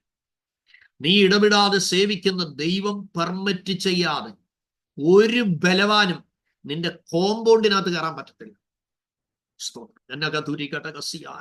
യേശുവിന്റെ നാമത്തിൽ എത്ര ശക്തനാണെങ്കിലും, എത്ര ബലമേറിയവനാണെങ്കിലും, എത്ര തീവ്രമായ സ്വാധീനമുള്ളവനാണെങ്കിലും തൊടേണ്ടതുപോലെ എൻ്റെ ദൈവം തൊട്ടിരിക്കും. ഇടേണ്ടതുപോലെ നിലത്തിട്ടിരിക്കും. അറിയേണ്ടതുപോലെ അറിയുവാൻ അവസരം കൊടുക്കും. അതെവിടെയായാലും, ആരായാലും, എത്ര ബലവാനായാലും ദൈവം പിടിക്കേണ്ട സമയത്ത് പിടിക്കും. ദൈവത്തിന്റെ ചൂണ്ടൽ വീണാൽ അതിന്റെ ഊരിക്കൊളുത്തു കൊണ്ടുപോകാൻ ലോകത്തിൽ ഒരു മനുഷ്യനും കഴിയത്തില്ല സഹോദരൻ. 3 ദിവസം കഴിഞ്ഞപ്പോൾ ആ ദൈവം വേണ്ടിയത് ഇരി അവിടെ. 3 ദിവസം വെള്ളവും വേണ്ട, ഭക്ഷണവും വേണ്ട, ആരെയും കാണും വേണ്ട. ദൈവത്തിന്റെ അതിഭയങ്കരമായ തേജസ് കൊണ്ട് സ്തോത്രം താൻ 3 ദിവസം കണ്ണു കാണാതെ അവിടെ ഇരിക്കുക. 3-ാം ദിവസം ഈ 3 days is continually praying. He don't know what to do, where to go, how to start. എന്ത് ചെയ്യണം, എവിടെ പോണം, എന്താ ഒരു ഐഡിയ ഇല്ല. അനന്യാസ് എന്ന് പറയുന്ന ഒരു ശിഷ്യൻ ദമസ്കോസിൽ കരയാനുണ്ടെങ്കിൽ യെരൂശലേമിൽ നിന്ന് പുറപ്പെടുന്ന കുതിരപ്പട്ടാളത്തെ വഴിത്തലയ്ക്കൽ താഴെയിടുന്നവൻ ആ ദൈവം എന്ന് ഓർത്തോണം. ഓ hallelujah.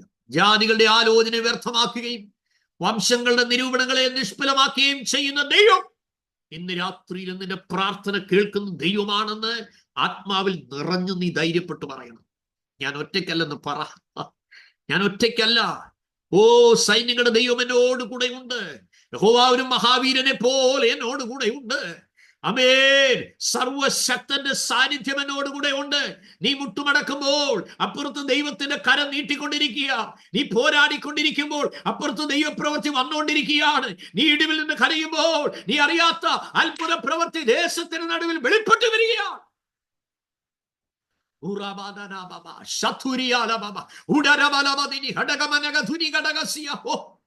Thank you Holy Spirit. യേശുവിന്റെ അധികാരമുള്ള നാമത്തിൽ ജയം കൽപ്പിക്കുകയാണ്. സ്തോത്ര സ്തോത്ര സ്തോത്ര സ്തോത്രം. അവിടെ അനന്യാസ് വന്നിട്ട് പറയുന്ന വാക്യം ജിൻസി ശ്രദ്ധിക്കണം. എന്താ എഴുതിയിരിക്കുന്നത് നോക്കി. 17-ാമത്തെ വാക്യത്തിലേക്ക് വരുമ്പോൾ 9-ാമത്തെ 17. അങ്ങനെ അനന്യാസ് ആ വീട്ടിൽ ചെന്ന് അവന്റെ മേൽ കൈവച്ച്, ശൗലേ സഹോദര, നീ കാഴ്ച പ്രാപിച്ച് പരിശുദ്ധാത്മ പൂർണ്ണൻ ആകേണ്ടതിന് നീ വന്ന വഴിയിൽ നിനക്ക് പ്രത്യക്ഷനായ യേശു എന്ന കർത്താവിനെ അയച്ചിരിക്കുന്നു എന്ന് പറഞ്ഞു. ഉടനെ അവന്റെ കണ്ണിൽ നിന്ന് ചെതുമ്പൽ പോലെ വീണു, കാഴ്ച ലഭിച്ചു. അവൻ എഴുന്നേറ്റു, സ്നാനമേൽക്കുകയും ആഹാരം കൈക്കൊണ്ട് ബലം പ്രാപിക്കുകയും ചെയ്തു എന്ന് വായിക്കുന്നു. ദൈവത്തിന് സ്തോത്രം. എന്നാൽ നമ്മൾ 10-ാമത്തെ അധ്യായത്തിലേക്ക് വരുമ്പോൾ അവിടെ സ്നാനപ്പെട്ടതിന് ശേഷമല്ല പരിശുദ്ധാത്മാവിനെ പ്രാപിക്കുന്നു. പത്രോസ് കൊർന്നല്യോസിന്റെ വീട്ടിൽ വന്ന് പ്രസംഗിക്കുകയാണ്. അദ്ദേഹം ഒരു ജാതീയ ബാക്ക്ഗ്രൗണ്ടിലുള്ള ഒരാളാണ്. അദ്ദേഹത്തെ വിളിച്ച് പ്രസംഗം കേൾക്കാൻ സ്വർഗത്തിൽ നിന്ന് ദൈവം ദൂതനെ അയച്ചു പറഞ്ഞു. ഇപ്പൊ സ്വർഗത്തിൽ നിന്ന് ഒരു ദൂതൻ വന്ന് പറഞ്ഞിട്ട് ക്ഷണിച്ചു വരുന്ന ഒരാളാണിത്. നിങ്ങളുടെ വീട്ടിന്റെ അഡ്രസ്സൊക്കെ ദൈവത്തിന് അറിയാം അല്ലേ? നിങ്ങളുടെ പേരറിയാം ദൈവത്തിനല്ലേ? ഒന്ന് സ്തോത്രം ചെയ്യാമോ? കൊർന്നല്യോസ് പ്രാർത്ഥിച്ചുകൊണ്ടിരുന്നപ്പോ 10-ാം അധ്യായത്തിൽ കാണുന്നു, നീ യോപ്പയിലേക്ക് ആളയിച്ച് പത്രോസ് എന്ന് മറുപേരുള്ള ശിമയോൻ, ഇവിടെ അതെ തൊകൽക്കല്ലനായ ശിമയോന്റെ വീട്ടിൽ താമസിക്കുന്നു. ശ്രദ്ധിച്ചേ, ഞാൻ നിങ്ങൾ ഇവിടെ താമസിക്കുന്നു, ആരുമായിട്ടൊക്കെ കോണ്ടാക്ട് ചെയ്യുന്നു, ആരുടെ കൂടെ ഇരുന്നാ പ്രാർത്ഥിക്കുന്നത്, ആരുമായിട്ടാണ് നമ്മൾ സംഭാഷണം നടത്തുന്നത്, നമ്മുടെ അനുദിന ജീവിതത്തിന്റെ മുഴുവൻ ഹിസ്റ്ററി. നമ്മൾ എവിടെ ചെന്നാലും നമ്മുടെ ആപ്ലിക്കേഷൻ നമ്പർ എൻ്റർ ചെയ്ത് കൊടുക്കുമ്പോഴേ എല്ലാം ഇഞ്ഞ് കിട്ടും അല്ലേ? ഇപ്പൊ പല എയർപോർട്ടുകളിൽ നമ്മൾ ഒന്നും കാണിക്കണ്ട, ചുമ്മാ ചെന്നാച്ച് അങ്ങ് പോയേച്ചാൽ മതി. കാരണം എന്താ? നമ്മുടെ കണ്ണ് ഡിക്റ്റേറ്റ് ചെയ്യുന്നുണ്ട്. സ്തോത്രം. നമ്മളൊന്നും ചെയ്യണ്ട, പാസ്പോർട്ട് പോലും ഇപ്പൊ പലയിടത്തും കാണിക്കണ്ട. കാരണം എൻട്രി കാണുമ്പോഴേ അറിയാം. സ്തോത്രം. എത്ര വലിയ സംവിധാനങ്ങളാ അല്ലേ? എൻ്റെ കർത്താവിന്റെ മക്കളെ ഓർത്തോണം, നീ എവിടെ താമസിക്കുന്നു, എൻ്റെ ദൈവത്തിന്റെ കണ്ണ് നിന്നെ കണ്ടുകൊണ്ടിരിക്കുകയാണ്. പത്രോസ് അവിടെ പ്രാർത്ഥിക്കുകയാണ്, കൊർന്നല്യോസ് ഇവിടെ പ്രാർത്ഥിക്കുകയാണ്. നോക്കിക്കേ, കൊർന്നല്യോസിന് പറയുകയാണ്, നിന്റെ പ്രാർത്ഥനയും നിന്റെ ധർമ്മവും എല്ലാം എൻ്റെ സന്നിധിയിൽ എത്തിയിരിക്കുന്നു. പക്ഷേ മക്കളെ, ഇനി നീ ഒടിഞ്ഞെത്തണം. അതിനുള്ള മാർഗം എന്താ? നീ സുവിശേഷം കേൾക്കണം, നീ സ്നാനപ്പെടണം, നീ പരിശുദ്ധാത്മാവിനെ പ്രാപിക്കണം. എന്താ ദൂതൻ കൊർന്നല്യോസിനോട് പറയാഞ്ഞത്? നീ മാനസാന്തരപ്പെടണം, നീ സ്നാനപ്പെടണം, നീ പരിശുദ്ധാത്മാവിനെ പ്രാപിക്കണം. എന്താ ദൂതൻ പറയാഞ്ഞേ? ദൂതന്മാരുടെ കയ്യിൽ സുവിശേഷീകരണം ഏൽപ്പിച്ചിട്ടില്ല. സുവിശേഷം അറിയിക്കാൻ വിളിച്ചിരിക്കുന്ന ദാസന്മാർക്ക് കാവൽ നൽകേണ്ടതിനാണ് ദൈവം മാലാഖമാരെ ആക്കിയിരിക്കുന്നത്. ദൈവത്തിന് ഒറ്റ ദിവസം കൊണ്ട് അതാത് ഭാഷയിലുള്ള ജനത്തോട് ഭാഷ കലക്കിക്കളഞ്ഞ ദൈവത്തിന് അതാത് ഭാഷയിൽ ദൂതന്മാരെ അയച്ചിട്ട് രക്ഷിക്കപ്പെടണം, സ്നാനപ്പെടണം, അഭിഷേകം പ്രാപിക്കണമെന്ന് ഒറ്റ നിമിഷം കൊണ്ട് പറഞ്ഞാൽ ലോക സുവിശേഷീകരണം നടക്കും. നമ്മൾ ഇത്രയും ബന്ധപ്പെടണ്ട. ഈ 78 പ്രസംഗം കഴിഞ്ഞ ഈ 39 ദിവസമായിട്ട് ചങ്കുപൊട്ടി നിങ്ങളോട് പറയണമായിരുന്നോ? വേണ്ട. പക്ഷേ അത് ദൈവം നമ്മളെ ഏൽപ്പിച്ചിരിക്കുക. സ്തോത്രം. ആമേൻ. അപ്പൊ ചോദ്യം, പാസ്റ്ററെ പ്രാർത്ഥിക്കുന്നവർ സ്വർഗത്തിൽ പോകത്തില്ലയോ? അയ്യോ, പോകണമെന്നാണ് എൻ്റെ ആഗ്രഹവും ദൈവത്തിന്റെ ആഗ്രഹവും. സ്തോത്രം. ദാനധർമ്മം ചെയ്യുന്നവര് സ്വർഗത്തിൽ പോകത്തില്ലേ? ചില ചോദിക്കും, പാസ്റ്ററെ മദർ തെരേസ സ്വർഗത്തിൽ പോകത്തില്ലയോ? സൗരങ്ങളെ, ആര് പോകുന്നു പോകത്തില്ല എന്നുള്ളത് നമ്മുടെ വിഷയമല്ല. നമ്മൾ പ്രതീക്ഷിക്കുന്ന ആരും ചിലപ്പോൾ കാണത്തില്ല. നമ്മൾ പ്രതീക്ഷിക്കാത്ത പലരും അവിടെ കാണും. കാരണം ഓരോരുത്തരുടെയും വ്യക്തിപരമായ ജീവിതവും ദൈവമാണ് പരിശോധിക്കുന്നത്. എന്നാൽ നിത്യതയ്ക്ക് എത്താനുള്ള മാനദണ്ഡം കുറുക്കു വഴിയൊന്നുമില്ല. ഒറ്റ വഴിയുള്ളൂ, അത് ക്രൈസ്റ്റ് മാത്രം. അത് വീണ്ടും ജനനം പ്രാപിക്കാതെ ആർക്കും അവിടെ ആ എൻട്രി കയറാനേ ഒക്കത്തില്ല. ഇല്ലീഗലായി കയറാൻ ആഗ്രഹിക്കുന്നവരെല്ലാം പിടിച്ചകത്തിടും, ഏത് രാജ്യത്ത് താമസിച്ചാലും, അല്ലേ? എന്നാൽ കർത്താവ് പറഞ്ഞു, നേരായ വഴിയിലല്ലാത്തതെല്ലാം കള്ളനും കവർച്ചക്കാരനുമാകും. യോപ്പയിലേക്ക് ആളയച്ചപ്പോൾ പത്രോസ് വെൺമാടത്തിൽ പ്രാർത്ഥിക്കാനിരിക്കുകയാണ്. ദർശനത്തിലൂടെ കാണിക്കുന്നു, കർത്താവ് ഇതൊന്നും ഞാൻ ഭക്ഷിക്കത്തില്ല. കർത്താവ് പറഞ്ഞു, അറുത്ത് തിന്നുക, ദൈവം വിശുദ്ധീകരിച്ചതിനെ നീ മലിനമെന്ന് എണ്ണരുത്. അപ്പൊ നമുക്കിഷ്ടപ്പെട്ട ആളുകൾ രക്ഷിക്കപ്പെടുക, നമുക്കിഷ്ടമല്ലാത്തവര് രക്ഷിക്കപ്പെടണ്ട എന്ന് ചിന്തിക്കാൻ നമുക്ക് പറ്റില്ല. അങ്ങനെ ദൈവം നമ്മളെക്കുറിച്ച് ചിന്തിച്ചിരുന്നെങ്കിൽ ഞാൻ ഇന്ന് രാത്രി നിങ്ങളോട് ഈ തിരുവചനം പങ്കുവയ്ക്കാൻ കഴിയും. പല രാജ്യങ്ങളിൽ നിന്ന് ദൈവത്തിന്റെ വചനം ദാഹത്തോട് വന്ന് കേൾക്കുന്ന നിങ്ങൾക്ക് എന്നെ മുൻപരിചയമില്ല. ഞാൻ നിങ്ങളുടെ ആരുമല്ല, നിങ്ങൾ എന്റെയും ആരുമല്ല. എന്നാൽ ക്രിസ്തുയേശുവിൽ ഒരപ്പന്റെ മക്കളായി, ഒരു ഭവനത്തിന്റെ അവകാശികളായി ഇന്ന് കർത്താവ് വന്നാൽ നാം ഏവരും ഒരുമിച്ച്, ആമേൻ, നമ്മൾ നിത്യതയിൽ ഒരുമിച്ച് കഴിയാൻ പോകുന്നവരാണ്. ഈ മഹാസന്തോഷം നമുക്ക് അനുഭവിപ്പാൻ ഇടയായി തീർന്നു. കൃപയാലല്ലോ. എഫെസ്യർ 2:8 പറയുന്നു, കൃപയാലല്ലോ നിങ്ങൾ വിശ്വാസം മൂലം രക്ഷിക്കപ്പെട്ടിരിക്കുന്നു, അതിന് പ്രവൃത്തികൾ കാരണമല്ല. അപ്പോൾ ദൂതൻ അയച്ചു വന്ന് ക്ഷണിക്കപ്പെട്ട പത്രോസ് വീട്ടിലെത്തിയപ്പോഴേ ജാതീയ ശതാധിപൻ കാലേ വീഴുകയാണ്. എന്നാ ഒന്ന് നമസ്കരിക്കട്ടെ എന്ന് പറഞ്ഞ പത്രോസ്, ഇല്ല, എഴുന്നേൽക്കാം, ഞാനും ഒരു മനുഷ്യനത്രേ, ദൈവത്തെ നമസ്കരിക്കുക. അപ്പൊ ആരാധന, ബഹുമാനം, സ്തുതി, മഹത്വം എല്ലാം നമുക്കല്ല, എല്ലാം തമ്പുരാനാണ്. സ്തോത്രം. മാനത്തിനും മഹത്വത്തിനും പുകഴ്ചയ്ക്ക് യോഗ്യനായവൻ.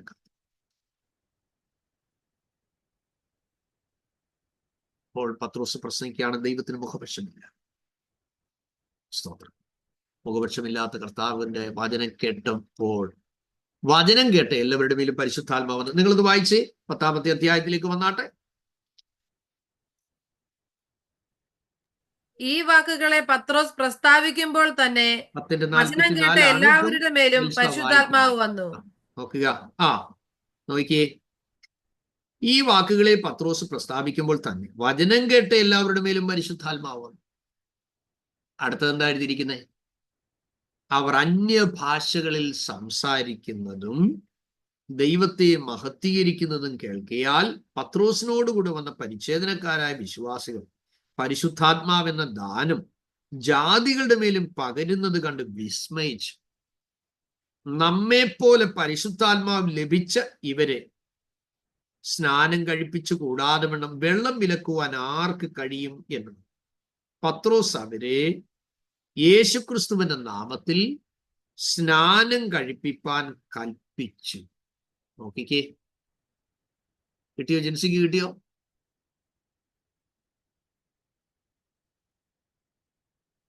വാക്യം കിട്ടിയോ? അപ്പോസ്തലപ്രവൃത്തി 10-ാമത്തെ അധ്യായം 44 മുതലുള്ള ഭാഗങ്ങളാണ്. ഓക്കെ, കുറിച്ച് വെച്ചോ. ഓക്കെ, അപ്പോൾ ഞാനിവിടെ ഇന്നത്തെ ക്ലാസ് നമ്മൾ നിർത്തുകയാണ്. സ്തോത്രം. കൂടുതൽ ആവേശത്തോടും ദാഹത്തോടും കൂടെ നമുക്ക് ആ വിഷയം തുടരാൻ ദൈവത്തിന്റെ ആത്മാവ് നമ്മെ സഹായിക്കട്ടെ. ദൈവത്തിന് സ്തോത്രം. നാളെ രാവിലത്തെ സെഷൻ കഴിഞ്ഞിട്ട് എനിക്ക് എമർജൻസി ആയിട്ട് ഒരാളെ റിസീവ് ചെയ്യാനായിട്ട് എയർപോർട്ടിലേക്ക് പോകേണ്ടതായിട്ടുണ്ട് ട്രിവാൻഡ്രത്ത്. ദൈവത്തിന് സ്തോത്രം. വൈകിട്ടത്തെ സെഷനും ദൈവം അനുവദിച്ചാൽ നമുക്ക് ഈ 40 ഡേയ്സ് വചന ധ്യാനം നാളത്തെ കൊണ്ട് തീരുകയാണ്. എന്നാൽ ഇതെല്ലാം നിങ്ങൾക്കൊരു സ്റ്റാർട്ടപ്പിന് വേണ്ടിയാണ് ഈ ട്രെയിനിങ് പ്രോഗ്രാം കിട്ടിയിരിക്കുന്നത്. നിങ്ങൾ ഭാഗ്യമുള്ളവരാണ്. ദൈവത്തിന് സ്തോത്രം. Are you happy? Yes. Philip സാറിന്റെ വീട്ടിൽ നിന്ന് ഇറങ്ങിയില്ലല്ലോ സാറേ. അതെ, ഫിലിപ്പ് സാറിന്റെ വീട്ടിൽ പോയടം വരെ പറഞ്ഞുള്ളൂ സാറേ. സാറിന്റെ വീട്ടിൽ അവിടെ ചെന്നുടനെ, കാരണം ഇത് നീണ്ടു പോകുന്നു, ഫിലിപ്പ് സാറിന്റെ വീട്ടിൽ എത്തിയപ്പോൾ അദ്ദേഹം എന്നോട് ഇടപെട്ട്, താങ്ക് യു അമ്പിളി സിസ്റ്ററെ, പ്രൈസ് ദി ലോർഡ്, ഇങ്ങനെയുള്ളവരും വളരെ പ്രയോജനപ്പെടുന്നു കർത്താവിന് വേണ്ടി. 1 കൊരിന്ത്യർക്ക് എഴുതിയ ലേഖനം 14-ാമത്തെ അധ്യായത്തിൽ നിന്നാണ് അദ്ദേഹം എന്നോട് സംസാരിച്ചത്. നാം ഇന്ന് രാവിലെ ശ്രദ്ധിപ്പാനിടയായി തീർന്ന ഒരു വാദം നമ്മൾ കേൾപ്പാനിടയായി തീർന്നത്, അതെ, അംശമായത് അതെ പൂർണ്ണമായത് വരുമ്പോൾ അംശമായത് നീങ്ങിപ്പോകും എന്നുള്ള ഒരു വാക്യത്തെ ആസ്പദമാക്കിയാണ് ആ പരിശുദ്ധാത്മാവിന്റെ പകർച്ച നിന്നുപോയി എന്നുള്ള പഠിപ്പിക്കലുകൾ ചിലരുടെ ഇടയിൽ ഉണ്ടാകുന്നത്. അതിനെ 1 കൊരിന്തി 13-ാം അധ്യായം 10-ാം വാക്യം 1 കൊരിന്തി 13-10 ആസ്പദമാക്കിയാണ് പല ബ്രദറൻ ചർച്ചുകളും മറ്റ് ചില ഗ്രൂപ്പുകളും ഒക്കെയും അഭിഷേകത്തിന്റെ ആവശ്യമില്ല, അത് അന്യഭാഷയുടെ ആവശ്യമില്ല, കൃപാവരങ്ങളുടെ ആവശ്യമില്ല എന്നൊക്കെ പഠിപ്പിക്കുന്ന ചില പഠിപ്പിക്കലുകൾ വരുന്നത്.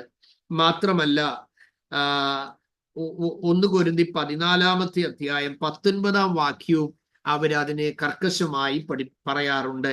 1 കൊരിന്തി 14-ാം അധ്യായം 19-ാം വാക്യം എന്തെഴുതിയിരിക്കുന്നു? അമ്പിളി സിസ്റ്റർ വായിച്ചാട്ടെ.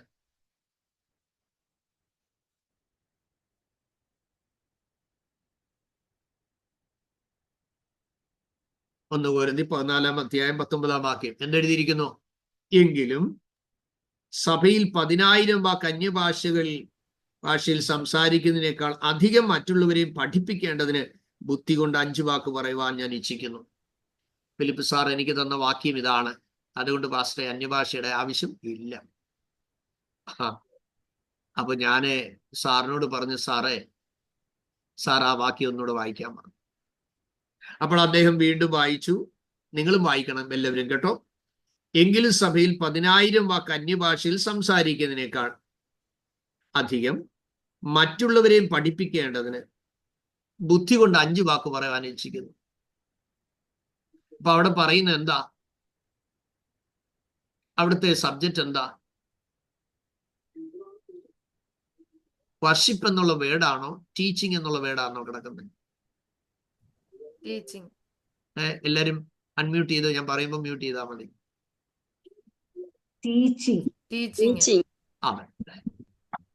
ടീച്ചിങ്. അപ്പോൾ വീണ്ടും ഞാൻ ഫിലിപ്പ് സാറിനോട് പറഞ്ഞു അത് വായിക്കുക, വീണ്ടും വായിക്കാൻ പറഞ്ഞു. കർത്താവ് 3 വട്ടം പറഞ്ഞതുപോലെ 3-ാം വട്ടം വായിപ്പിച്ചപ്പോൾ ഞാൻ ചോദിച്ചു, ഫിലിപ്പ് സാറിന് എന്തോ മനസ്സിലായി? അവിടെ വർഷിപ്പ് എന്നുള്ള വേർഡാണോ ടീച്ചിങ് എന്നുള്ള വേർഡാണോ?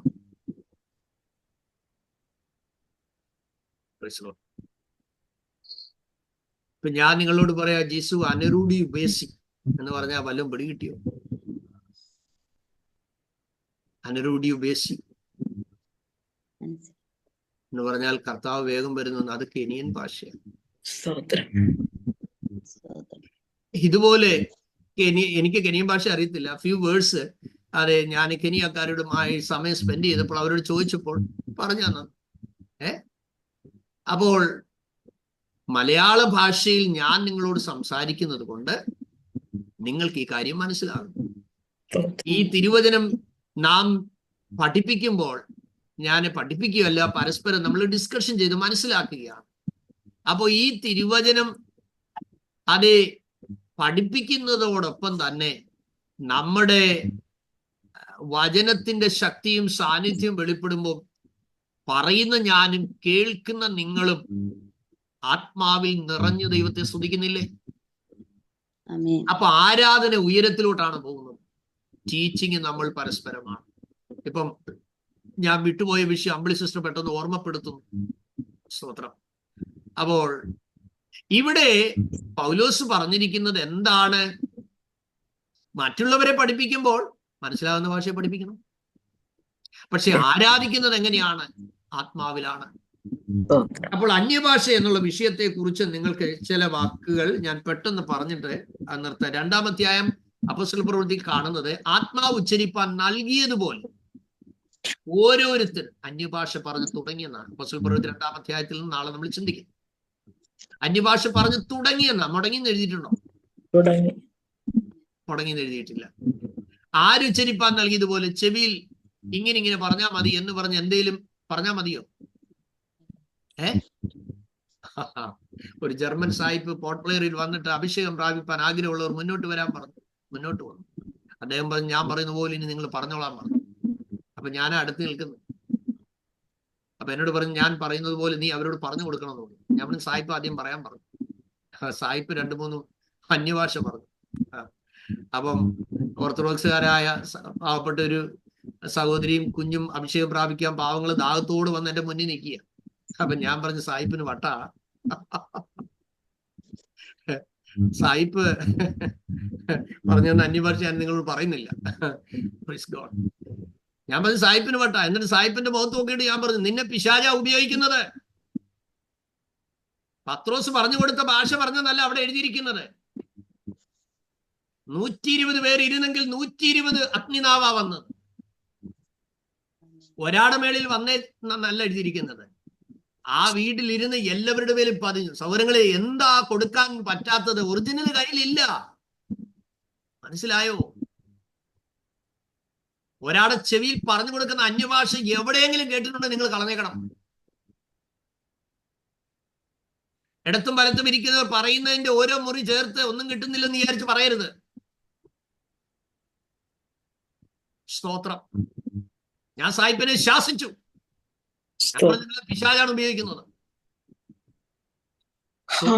റെഡിമെയ്ഡായി ഡയറക്റ്റ് നിന്നെ നിറയ്ക്കാൻ ദൈവം ഇരിക്കുമ്പോൾ അതിന്റെ ഇടയ്ക്ക് ഒരു കെയർ ഓഫ് ആളിന് ആവശ്യമില്ല. ഞാൻ കണ്ടിട്ടുണ്ട് ഒരു കൈയും തൊടാതെ ദൈവാത്മാവ് വരുന്നത്. സ്തോത്രം. ഞാന് ഫിലിപ്പ് സാറിനോട് പറഞ്ഞ് മനസ്സിലാക്കി. 1 കൊരിന്ത്യർ 14-ാം അധ്യായത്തിൽ ഞാൻ 2-ാം വാക്യം അത് എഴുതിയിരിക്കുന്നത് എന്താ? അന്യഭാഷയിൽ സംസാരിക്കുന്നവൻ മനുഷ്യരോടല്ല ദൈവത്തോടത്രേ സംസാരിക്കുന്നത്. അപ്പൊ ആര് കൊടുത്തിട്ടാ? ആത്മാവ് ഉച്ചരിപ്പാൻ നൽകിയതുപോലെ. നിങ്ങൾക്ക് മനസ്സിലാകുന്നുണ്ടോ? പോലീസുകാരുടെ പേര് സ്റ്റേഷനിൽ വിളിക്കത്തില്ല, നമ്പരെ വിളിക്കും, കോഡേ വിളിക്കത്തുള്ളൂ. നിങ്ങള് മെഡിക്കൽ വർക്ക് ചെയ്തിട്ടുള്ളവർക്ക് മെഡിക്കൽ കോഡിംഗ് ഉണ്ടല്ലോ, ട്രാൻസ്ക്രിപ്ഷൻ പരിപാടികളുണ്ടല്ലോ, എന്തെല്ലാം കോഡിങ്ങുകളുണ്ട്. ഇതുപോലെ തിരിച്ചറിയുക. സ്തോത്രം. ഓരോന്നിനും അതിൻ്റെതായ ടെർമിനോളജികളുണ്ടല്ലേ. ആത്മാവ് വന്നു കഴിയുമ്പോൾ തന്ന ദൈവവും പ്രാപിച്ച വ്യക്തിയുമായി അന്ന് മുതൽ ഒരു സെപ്പറേറ്റ് കണക്ഷൻ സ്റ്റാർട്ട് ആവും. വല്ലതും പിടികിട്ടുന്നുണ്ടോ? ഒരു മനുഷ്യനില്ലാത്ത സ്ഥലത്ത് നീ ഒറ്റപ്പെട്ട് കിടന്നാലും ഈ അഭിഷേകം നിന്റെ തലയിലുണ്ടെങ്കിൽ നീ ജയാളിയാണ്. സകലത് നിനക്ക് പ്രതികൂലമായാലും ഈ പ്രപഞ്ചത്തിന്റെ സൃഷ്ടാവായ സർവശക്തന്റെ അഭിഷേകം നിന്റെ തലമേൽ ഉണ്ടെങ്കിൽ നീയാണ് ഭൂമിയിലെ ഏറ്റവും വലിയ സമ്പന്ന, നീയാണ് ഭൂമിയിലെ ഏറ്റവും വലിയ ഭാഗ്യവതി, നീയാണ് ലോകത്തിലെ ഏറ്റവും വലിയ റിച്ച് മാൻ.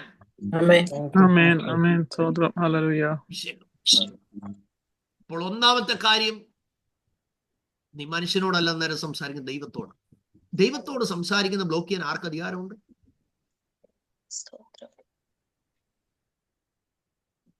ഈ ശരീരം ജീവനുള്ള ദേഹിയായി മാറിയത് ദൈവം നൽകിയ ശ്വാസമാണ്. അതുകൊണ്ടാണ് ഞാൻ സംസാരിക്കുന്നത്, നിങ്ങൾ കേൾക്കുന്നത്. ഇതല്ല ഷാജി മാത്യു, ഇതിലാ ഷാജി മാത്യു. ഇത് ഷാജി മാത്യുവിനെ കൊണ്ടു നടക്കുന്ന കൂടാരമാ, ടെമ്പററി ഹട്ടായത്. നാളെ എന്റെ പ്രാണൻ പോയാൽ പറയോ 40 ദിവസം ഞങ്ങൾക്ക് ക്ലാസ് എടുത്ത് മനസ്സിലായിരുന്നു, ഇത്ര പെട്ടെന്ന് പുള്ളി പോകുമെന്ന് ഞങ്ങൾ വിചാരിച്ചില്ല.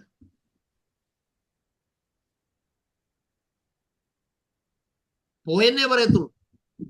പിന്നെ മണ്ണ 48 മണിക്കൂർ കഴിയുമ്പോഴത്തേന് ഇതിനകത്തുനിന്ന് മുഴുവൻ പുഴുക്കൾ വെളി വരും. സ്തോത്രം. തിരിച്ചറിഞ്ഞോളൂ. അപ്പോൾ ആത്മാവിന് അന്ന് ദൈവമായിട്ട് സംസാരിക്കാനാ. അഭിഷേകം പ്രാപിച്ചിട്ട് ദൈവത്തോട് നിങ്ങൾ സംസാരിക്കുന്നുണ്ടോ? രണ്ടാമത് എഴുതിയിരിക്കുന്നത് എന്താണ്? ആരും തിരിച്ചറിയുന്നില്ല. ചൈനയിൽ ഒരു സഹോദരിയുണ്ട്. ആ സഹോദരിയുടെ ശുശ്രൂഷ അനുഭവിച്ച ആളാ പറയുന്നത്. സ്തോത്രം. എന്നോട് പറഞ്ഞു, ഈ സ്ത്രീക്ക് ഒരു പ്രവചനാത്മാവുണ്ട്. ഏത് ഭാഷയിലുള്ള ആള് പ്രാർത്ഥിക്കാൻ വന്നാലും ആ വ്യക്തിയുടെ ഭാഷയിൽ ദൂത് പറയും. ദൈവത്തിന് സ്തോത്രം. ഗുജറാത്തിൽ വെച്ച് എൻ്റെ ഒരു പ്രിയപ്പെട്ടവനെ ആ യോഗത്തിന് കൊണ്ടുപോയി. വലിയൊരു ചർച്ച. മീറ്റിംഗ് നടക്കുമ്പോൾ UP-കാരനായ ഒരു സഹോദരനോട്, ഇദ്ദേഹം 2ാം ക്ലാസ്സുകാരനാണ്, പക്ഷെ UP-കാരനായ സഹോദരനോട് ഞാൻ തൊട്ടടുത്തിരിക്കുക, ഇംഗ്ലീഷിൽ ദൂത് പറഞ്ഞു. ഇംഗ്ലീഷിൽ ആ ദൂത് പറഞ്ഞെന്നുള്ള കാര്യം പറഞ്ഞയാളിന് അറിയത്തില്ല. ആരും തിരിച്ചറിയുന്നില്ല. മൂന്നാമത് എഴുതിയിരിക്കുന്നത് എന്താണ്? അവൻ ആത്മാവിൽ മർമ്മങ്ങളെ സംസാരിക്കുന്നത്. മിസ്റ്ററീസ്, മർമ്മങ്ങളാ സംസാരിക്കുന്നത്. അടുത്തത് നിങ്ങൾ ശ്രദ്ധിച്ചാൽ അറിയാം എന്തെഴുതിയിരിക്കുന്നു. അപ്പൊ മൂന്നാമത്തെ പ്രത്യേകത നമ്മൾ കാണുന്നത്, ഒന്ന് എന്താണ്? അന്യഭാഷയിൽ സംസാരിക്കുന്നു, ദൈവത്തോട് സംസാരിക്കുന്നു, അവൻ ആത്മാവിൽ മർമ്മങ്ങളെ സംസാരിക്കുന്നു. പിന്നെ അടുത്തത്, ഇനി 4ാമത്തെ വാക്യത്തിൽ 4ാമത്തെ കാര്യം പറയുന്നു, അന്യഭാഷയിൽ സംസാരിക്കുന്നവൻ തനിക്ക് തന്നെ ആത്മീയ വർധന വരുത്തുന്നു. അപ്പൊ ആത്മീയ വർധന ആവശ്യം ഉണ്ടെങ്കിൽ അഭിഷേകം പ്രാപിക്കുമ്പോൾ നിങ്ങളിൽ ദൈവം നൽകുന്ന ഭാഷയുണ്ട്. ചില ആളുകൾ അന്യഭാഷയെ ഭയങ്കരമായിട്ട് കളിയാക്കും. സോഷ്യൽ മീഡിയയിലൊക്കെ കിടന്ന് കളിക്കുന്നത് നിങ്ങൾ കാണാറില്ലേ? അതിന്റെ പുറകെ പലിശ തീർത്ഥം വന്നോളൂ അവിടെ. പണ്ട് ഞങ്ങളുടെ നാട്ടിൽ ഒരു അപ്പച്ചൻ ഉണ്ടായിരുന്നു. അപ്പച്ചൻ ജംഗ്ഷനിൽ വന്നപ്പോൾ 4 ചെറുപ്പക്കാരെ വിളിച്ചിട്ട് പറഞ്ഞ, പിള്ളേര് ഇങ്ങനെ ബസ് സ്റ്റോപ്പിൽ ഇരിക്കുക, മാടത്തേൽ ഇരിക്കുക, ഇപ്പൊ ഒരു വേല കാണിച്ചു തരാന്ന് പറഞ്ഞ് ഒരു മിടുക്കൻ ചെന്നിട്ട് പറഞ്ഞു, അപ്പച്ച ഇപ്പൊ അന്യഭാഷ പറഞ്ഞേച്ച് പോകാനൊക്കെ തോന്നും. അപ്പച്ചൻ പറഞ്ഞു, മോനെ അങ്ങനെ പറയാനൊക്കത്തില്ല. അപ്പച്ചനെ വിടത്തില്ല, പൂണ്ടടക്കം പിടിക്കുക. അപ്പച്ചൻ അന്യഭാഷ പറയാൻ ഇവിടുന്ന് വിടത്തില്ല. അപ്പച്ചൻ അങ്ങ് നെടുവേർപ്പെട്ടു. ഉള്ളം പടഞ്ഞപ്പോൾ അപ്പച്ചൻ ആത്മനിറവിലായി. അപ്പച്ചൻ ആത്മാവിൽ നിറയെയും ഇവനെ ഷോക്ക് അടിക്കുന്ന പോലെ തെറിച്ചുപോയി ദൂരെ വീണു. ആ വീഴ്ചയിൽ ജീവനും കൊണ്ടോടി അവന്റെ വീട്ടിൽ ചെന്നു. പനി പിടിച്ചു, 4ന്റെ ഒന്ന് മരിച്ചുപോയി. മനസ്സിലാകുന്നുണ്ടോ? മഹാദൈവത്തിന്റെ ആത്മാവിനെ കളിയാക്കാനും പരിഹസിക്കാനും ഒന്നും ആളുകൾ പോകരുത്. കാരണം ഇത് വീണ്ടെടുപ്പിന് വേണ്ടി അച്ചാരമായിട്ട് മുദ്രയിട്ടിരിക്കുന്നതായത്. ഇത് വീണ്ടെടുപ്പിന്റെ പുത്രത്തിന്റെ ആത്മാവാ. ഇതാണ് പവർ ഓഫ് റിസറക്ഷൻ. അമേൻ. പിതാവായ യേശുക്രിസ്തുവിനെ മരിച്ചവരുടെ ഇടയിൽ നിന്ന് ഉയർപ്പിച്ചവന്റെ ആത്മാവാണിത്. ആ ഉയർപ്പിച്ചവന്റെ ആത്മാവ് നിങ്ങളിൽ വസിക്കുന്നെങ്കിൽ നിങ്ങളുടെ മർത്യ ശരീരങ്ങളെയും ഉയർപ്പിക്കും. നമ്മുടെ ശരീരത്തിന് സ്വർഗീയ ശരീരം തരുവാൻ നമ്മളിൽ അധിവസിക്കുന്ന ആത്മശക്തിയാണ്, അഭിഷേകമാണ് ദൈവത്തിന്റെ പരിശുദ്ധാത്മാവ്. ഇതിനെ നിന്ദിക്കാനും പരിഹസിക്കാനും ആക്ഷേപിക്കാനും ഒന്നുമുള്ളതല്ല. അപ്പൊ തനിക്ക് തന്നെ സ്പിരിച്വൽ എഡിഫിക്കേഷൻ, ആത്മീയ വർധന വരുത്തുന്നു. ഇനി നിങ്ങൾ 14ാമത്തെ വാക്യത്തിലേക്ക് വരുമ്പോൾ, സ്തോത്രം, ഞാൻ അന്യഭാഷയിൽ പ്രാർത്ഥിക്കുന്നു എങ്കിൽ എൻ്റെ ആത്മാവ് പ്രാർത്ഥിക്കുന്നു. നോക്കിക്കേ, അടുത്ത പ്രത്യേകത എന്താ? Sometime we can pray in unknown times. അന്യഭാഷകളിൽ പ്രാർത്ഥിക്കാൻ കഴിയും. നമുക്കറിയില്ല എങ്ങനെ പ്രാർത്ഥിക്കണമെന്ന്. എന്നാൽ ആത്മാവ് ഉച്ചരിച്ചുകൂടാത്ത ഞരക്കങ്ങളാൽ നമ്മുടെ ആത്മാവിനോട് തുണനിൽക്കുകയാണ് ദൈവത്തിന്റെ സ്തോത്രം. ഓക്കെ, വീണ്ടും നമ്മൾ കാണുന്നത് പൗലോസ് പറയുന്നു, എല്ലാവരെക്കാളും അധികം ഞാൻ അന്യഭാഷയിൽ സംസാരിക്കുന്നത് കൊണ്ട് ദൈവത്തെ മഹത്വപ്പെടുത്തുന്നു എന്ന് 18ാം വാക്യത്തിൽ പറയുന്നു. വായിച്ചാട്ടെ. സ്തോത്രം. നിങ്ങൾ എല്ലാവരിലും അധികം ഞാൻ അന്യഭാഷകളിൽ സംസാരിക്കുന്നത് കൊണ്ട് ഞാൻ ദൈവത്തെ സ്തുതിക്കുന്നു. നോക്കുക, അപ്പൊ എല്ലാവരെക്കാളും അധികം അന്യഭാഷകളിൽ സംസാരിക്കുന്നത് കൊണ്ട് ഞാൻ ദൈവത്തെ മഹത്വപ്പെടുത്തുന്നു. മാത്രമല്ല, ഈ ആത്മനിറവ് തരുമ്പോൾ ദൈവം നൽകുന്ന ഈ അന്യഭാഷയെ കുറിച്ചുള്ള പ്രൊപ്പസി 21-ാം വാക്യത്തിൽ എഴുതിയിട്ടുണ്ട്. എന്താ എഴുതിയിരിക്കുന്നത്? അന്യഭാഷകളാലും അന്യന്മാരുടെ അധരങ്ങളാലും ഞാൻ ഈ ജനത്തോട് സംസാരിക്കും. നോക്കുക, അന്യഭാഷകളാലും അന്യന്മാരുടെ അധരങ്ങളാലും ഞാൻ ഈ ജനത്തോട് സംസാരിക്കും. വീണ്ടും നിങ്ങൾ 39-ാമത്തെ വാക്യം വായിച്ചാട്ടെ. അതുകൊണ്ട് സഹോദരന്മാരെ, പ്രവചനവരം വാഞ്ചിപ്പീൻ. പ്രവചനവരം വാഞ്ചിപ്പീൻ. അടുത്തത്, അന്യഭാഷകളിൽ സംസാരിക്കുന്നത് വിലക്കുകയും അരുത്. ഉണ്ടോ? സഭകളിൽ വിലക്കാൻ പാടില്ല. പക്ഷെ ബ്രദറൻ സഭക്കാര് പറയും സഭയും ഉണ്ടായിരുന്നാ മതി, പറയണ്ട. ദൈവമക്കളെ, ഏത് വൃക്ഷവും പുഷ്ടിയോടെ വളരണമെന്നുണ്ടെങ്കിൽ അതിന് വെള്ളം വേണം. ആത്മാവിന്റെ ഈർപ്പമില്ലാതെ ഒരു ക്രിസ്ത്യാനിയും പുഷ്ടി പ്രാപിക്കുകയില്ല. അതുകൊണ്ടാണ് യൂറോപ്യൻ രാജ്യങ്ങളിൽ പല പള്ളികളും ഇന്ന് ബാറുകളായും അതേ മോശമായ അതേ സ്ഥലങ്ങളായും മാറാനുള്ള കാരണം എന്താണ്? കുരിശും കുപ്പായവും കൊന്തയും മാനുഷ്യ ചൊലുത്തുകളും മാത്രം പെട്ടുപോയി. അവർ ദൈവവചനം പഠിപ്പിച്ചില്ല, പരിശുദ്ധാത്മാവിനെ കുറിച്ച് പഠിപ്പിച്ചില്ല. അവർ അങ്ങാടിയിൽ വന്ദനവും പള്ളിയിൽ മുഖ്യാസനം ഇച്ഛിച്ചു പോയി. അതാണ് യൂറോപ്പിന്റെ തകർച്ച. അതുകൊണ്ട് ഇന്ന് എന്താണ്? ഒരു കാലഘട്ടത്തിൽ ഭാരത സുവിശേഷീകരണത്തിന് വേണ്ടി യൂറോപ്പിൽ നിന്നും പാശ്ചാത്യ നാടുകളിൽ നിന്നും ദൈവം ഇന്ത്യയിലേക്ക് മിഷണറിമാരെ അയച്ചെങ്കിൽ ഈ അന്ത്യകാലത്ത് ആയിരക്കണക്കിന് ആളുകളെ മൈഗ്രേറ്റ് ചെയ്യിപ്പിക്കുക ദൈവം. എന്തിനാ? നിങ്ങൾക്ക് അവിടെ കുടിപാർക്കാൻ വേണ്ടി മാത്രമല്ല ദൈവം അവിടെ കൊണ്ടുപോയത്, നിങ്ങൾ ദൈവം ഉപയോഗിക്കാനാണ് കൊണ്ടുപോയത്. ആമേൻ, ആമേൻ. അതിന് നിങ്ങൾ ദൈവത്തിന് നന്ദി പറയണം. അതുകൊണ്ട് ദൈവമക്കളെ തിരിച്ചറിയേണ്ട ഒരു കാര്യം ഞാൻ ഓർപ്പിക്കുകയാണ്. പുതിയ നിയമ ആരാധനയിൽ കൂട്ടായ്മയിൽ എന്തൊക്കെ ഉണ്ട് എന്ന് 26-ാം വാക്യത്തിൽ പറയുന്നു. ആകയാൽ എന്ത് സഹോദരന്മാരെ, നിങ്ങൾ കൂടി വരുമ്പോൾ ഓരോരുത്തരും സങ്കീർത്തനമുണ്ട്, ഉപദേശമുണ്ട്, വെളിപ്പാടുണ്ട്, അന്യഭാഷയുണ്ട്, വ്യാഖ്യാനമുണ്ട്, സകലവും ആത്മീയ വർദ്ധനയ്ക്കായി. അപ്പൊ ആത്മാവിൽ ആരാധിക്കുമ്പോൾ അന്യഭാഷകളിൽ ആരാധിക്കുന്നു. ആ ആരാധനയുടെ അന്തരീക്ഷം ഒന്ന് വിട്ടുമാറുമ്പോൾ ചിലരെ കണ്ടിട്ടുണ്ട് ഞങ്ങൾ ധാരാളം പ്രാർത്ഥന ഗ്രൂപ്പുകളിൽ. ചിലർ 2-3 പേര് പിന്നെ തുടർമാനമായ അന്യഭാഷ പറഞ്ഞുകൊണ്ടിരിക്കും. ആ സമയത്ത് ചിലർക്ക് വ്യാഖ്യാനപരത്തോട് വന്ന് ചില ദൂത് പറയും, വ്യാഖ്യാനിക്കും, ചിലർ പ്രവചിക്കും. സ്തോത്രം. ഞാൻ ഇത്രയും കാര്യങ്ങൾ പറഞ്ഞു കഴിഞ്ഞപ്പോൾ ഫിലിപ്പ് സാറ്, ഞാൻ വചനം പറഞ്ഞുകൊണ്ടിരുന്നപ്പോൾ സാറിന്റെ മോൾ അഭിഷേകം പ്രാപിച്ചു. സുജ എന്ന് പറയുന്ന പ്രിയപ്പെട്ടു, ഇവിടെ ഞാൻ പാർക്കുന്നതിന്റെ ഈ അടൂര് തന്നെ ഉണ്ട്. ആ മകൾ സോഫാ സിറ്റിയിൽ ഇരുന്ന് ഞാൻ വചനം പറഞ്ഞുകൊണ്ടിരുന്നപ്പോൾ അവൾ അഭിഷേകം പ്രാപിച്ചു. ഏറെ നേരം അവിടെ നിന്ന് ആരാധിച്ചിട്ട് കുട്ടി ആരും പറയാതെ തറയിൽ ഇറങ്ങിയിരുന്നു, മുട്ടുമേലിരുന്ന് ആരാധിച്ച് അന്യഭാഷകളിൽ ഇങ്ങനെ ആരാധിച്ച് റൗണ്ട് അടിക്കുക മുറിക്കാത്തത്.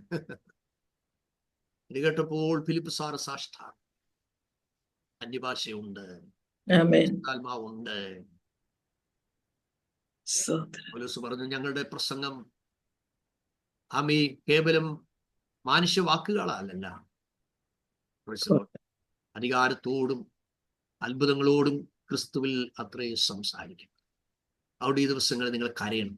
ഇന്ന് രാത്രി യോഗം കഴിഞ്ഞാൽ നിങ്ങൾ രാത്രിയുടെ ആമകളിൽ നിന്ന് കരയണം, കർത്താവേ ഐ നീഡ് അനോയിന്റിങ്, എനിക്ക് തരണം. നിങ്ങൾ ആഴ്ച മതി, ഞാനല്ല തരുന്നത്, കർത്താവ് തരുന്നു. ഞാൻ നിങ്ങൾക്ക് വചനത്തിന്റെ പൊരുൾ മനസ്സിലാക്കി തന്നു. ഇനി പ്രാപിക്കേണ്ടത് നിങ്ങളുടെ ദൗത്യമാണ്, ഒരുങ്ങേണ്ടത് നിങ്ങളുടെ ജോലിയാണ്. ആ നിറവിലേക്ക് മുന്നേറാൻ ദൈവത്തിന്റെ പരിശുദ്ധാത്മാവ് നമുക്ക് ഏവർക്കും അധികമായി കൃപ നൽകുമാറാട്ടെ. സാബു അല്ലെങ്കിൽ പ്രാർത്ഥിച്ചാട്ടെ.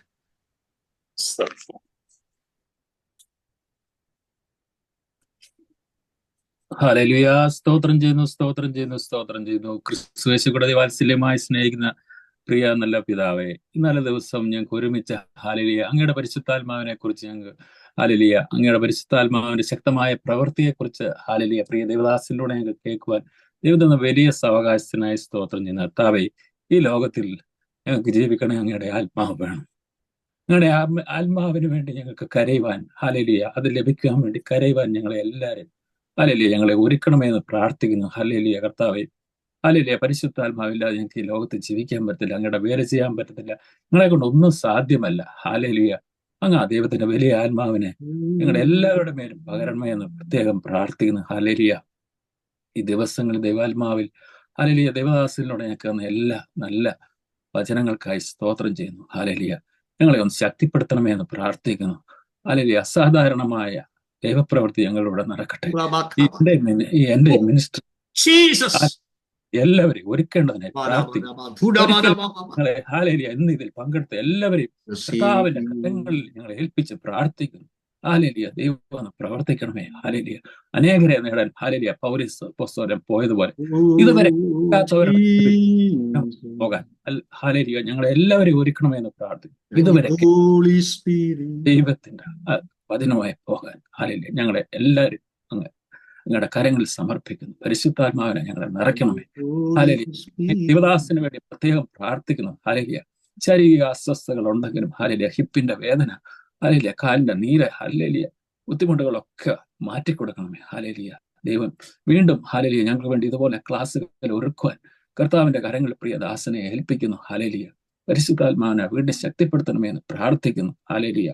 പ്രേരണന്റെ പണി അനുഗ്രഹമായി പൂർത്തിയായിരിക്കണം. അതിലൊക്കെ ഭാഗവാക്കാക്കാൻ ഞങ്ങളെ ഒരുക്കണേ. ഹല്ലേലൂയ. കർത്താവെ, പ്രാർത്ഥന അടിയൻ കർത്താവിന്റെ കരങ്ങളിൽ ഏൽപ്പിക്കുന്നു. പ്രാർത്ഥന കേട്ടതിനാൽ സ്തോത്രം ചെയ്ത് യേശുവിന്റെ നാമത്തിൽ തന്നെ ആമേൻ. നമുക്ക് ഒരുമിച്ച് ആശീർവാദം പറയാം. കർത്താവായ യേശുക്രിസ്തുവിന്റെ കൃപയും പരിശുദ്ധാത്മാവിന്റെ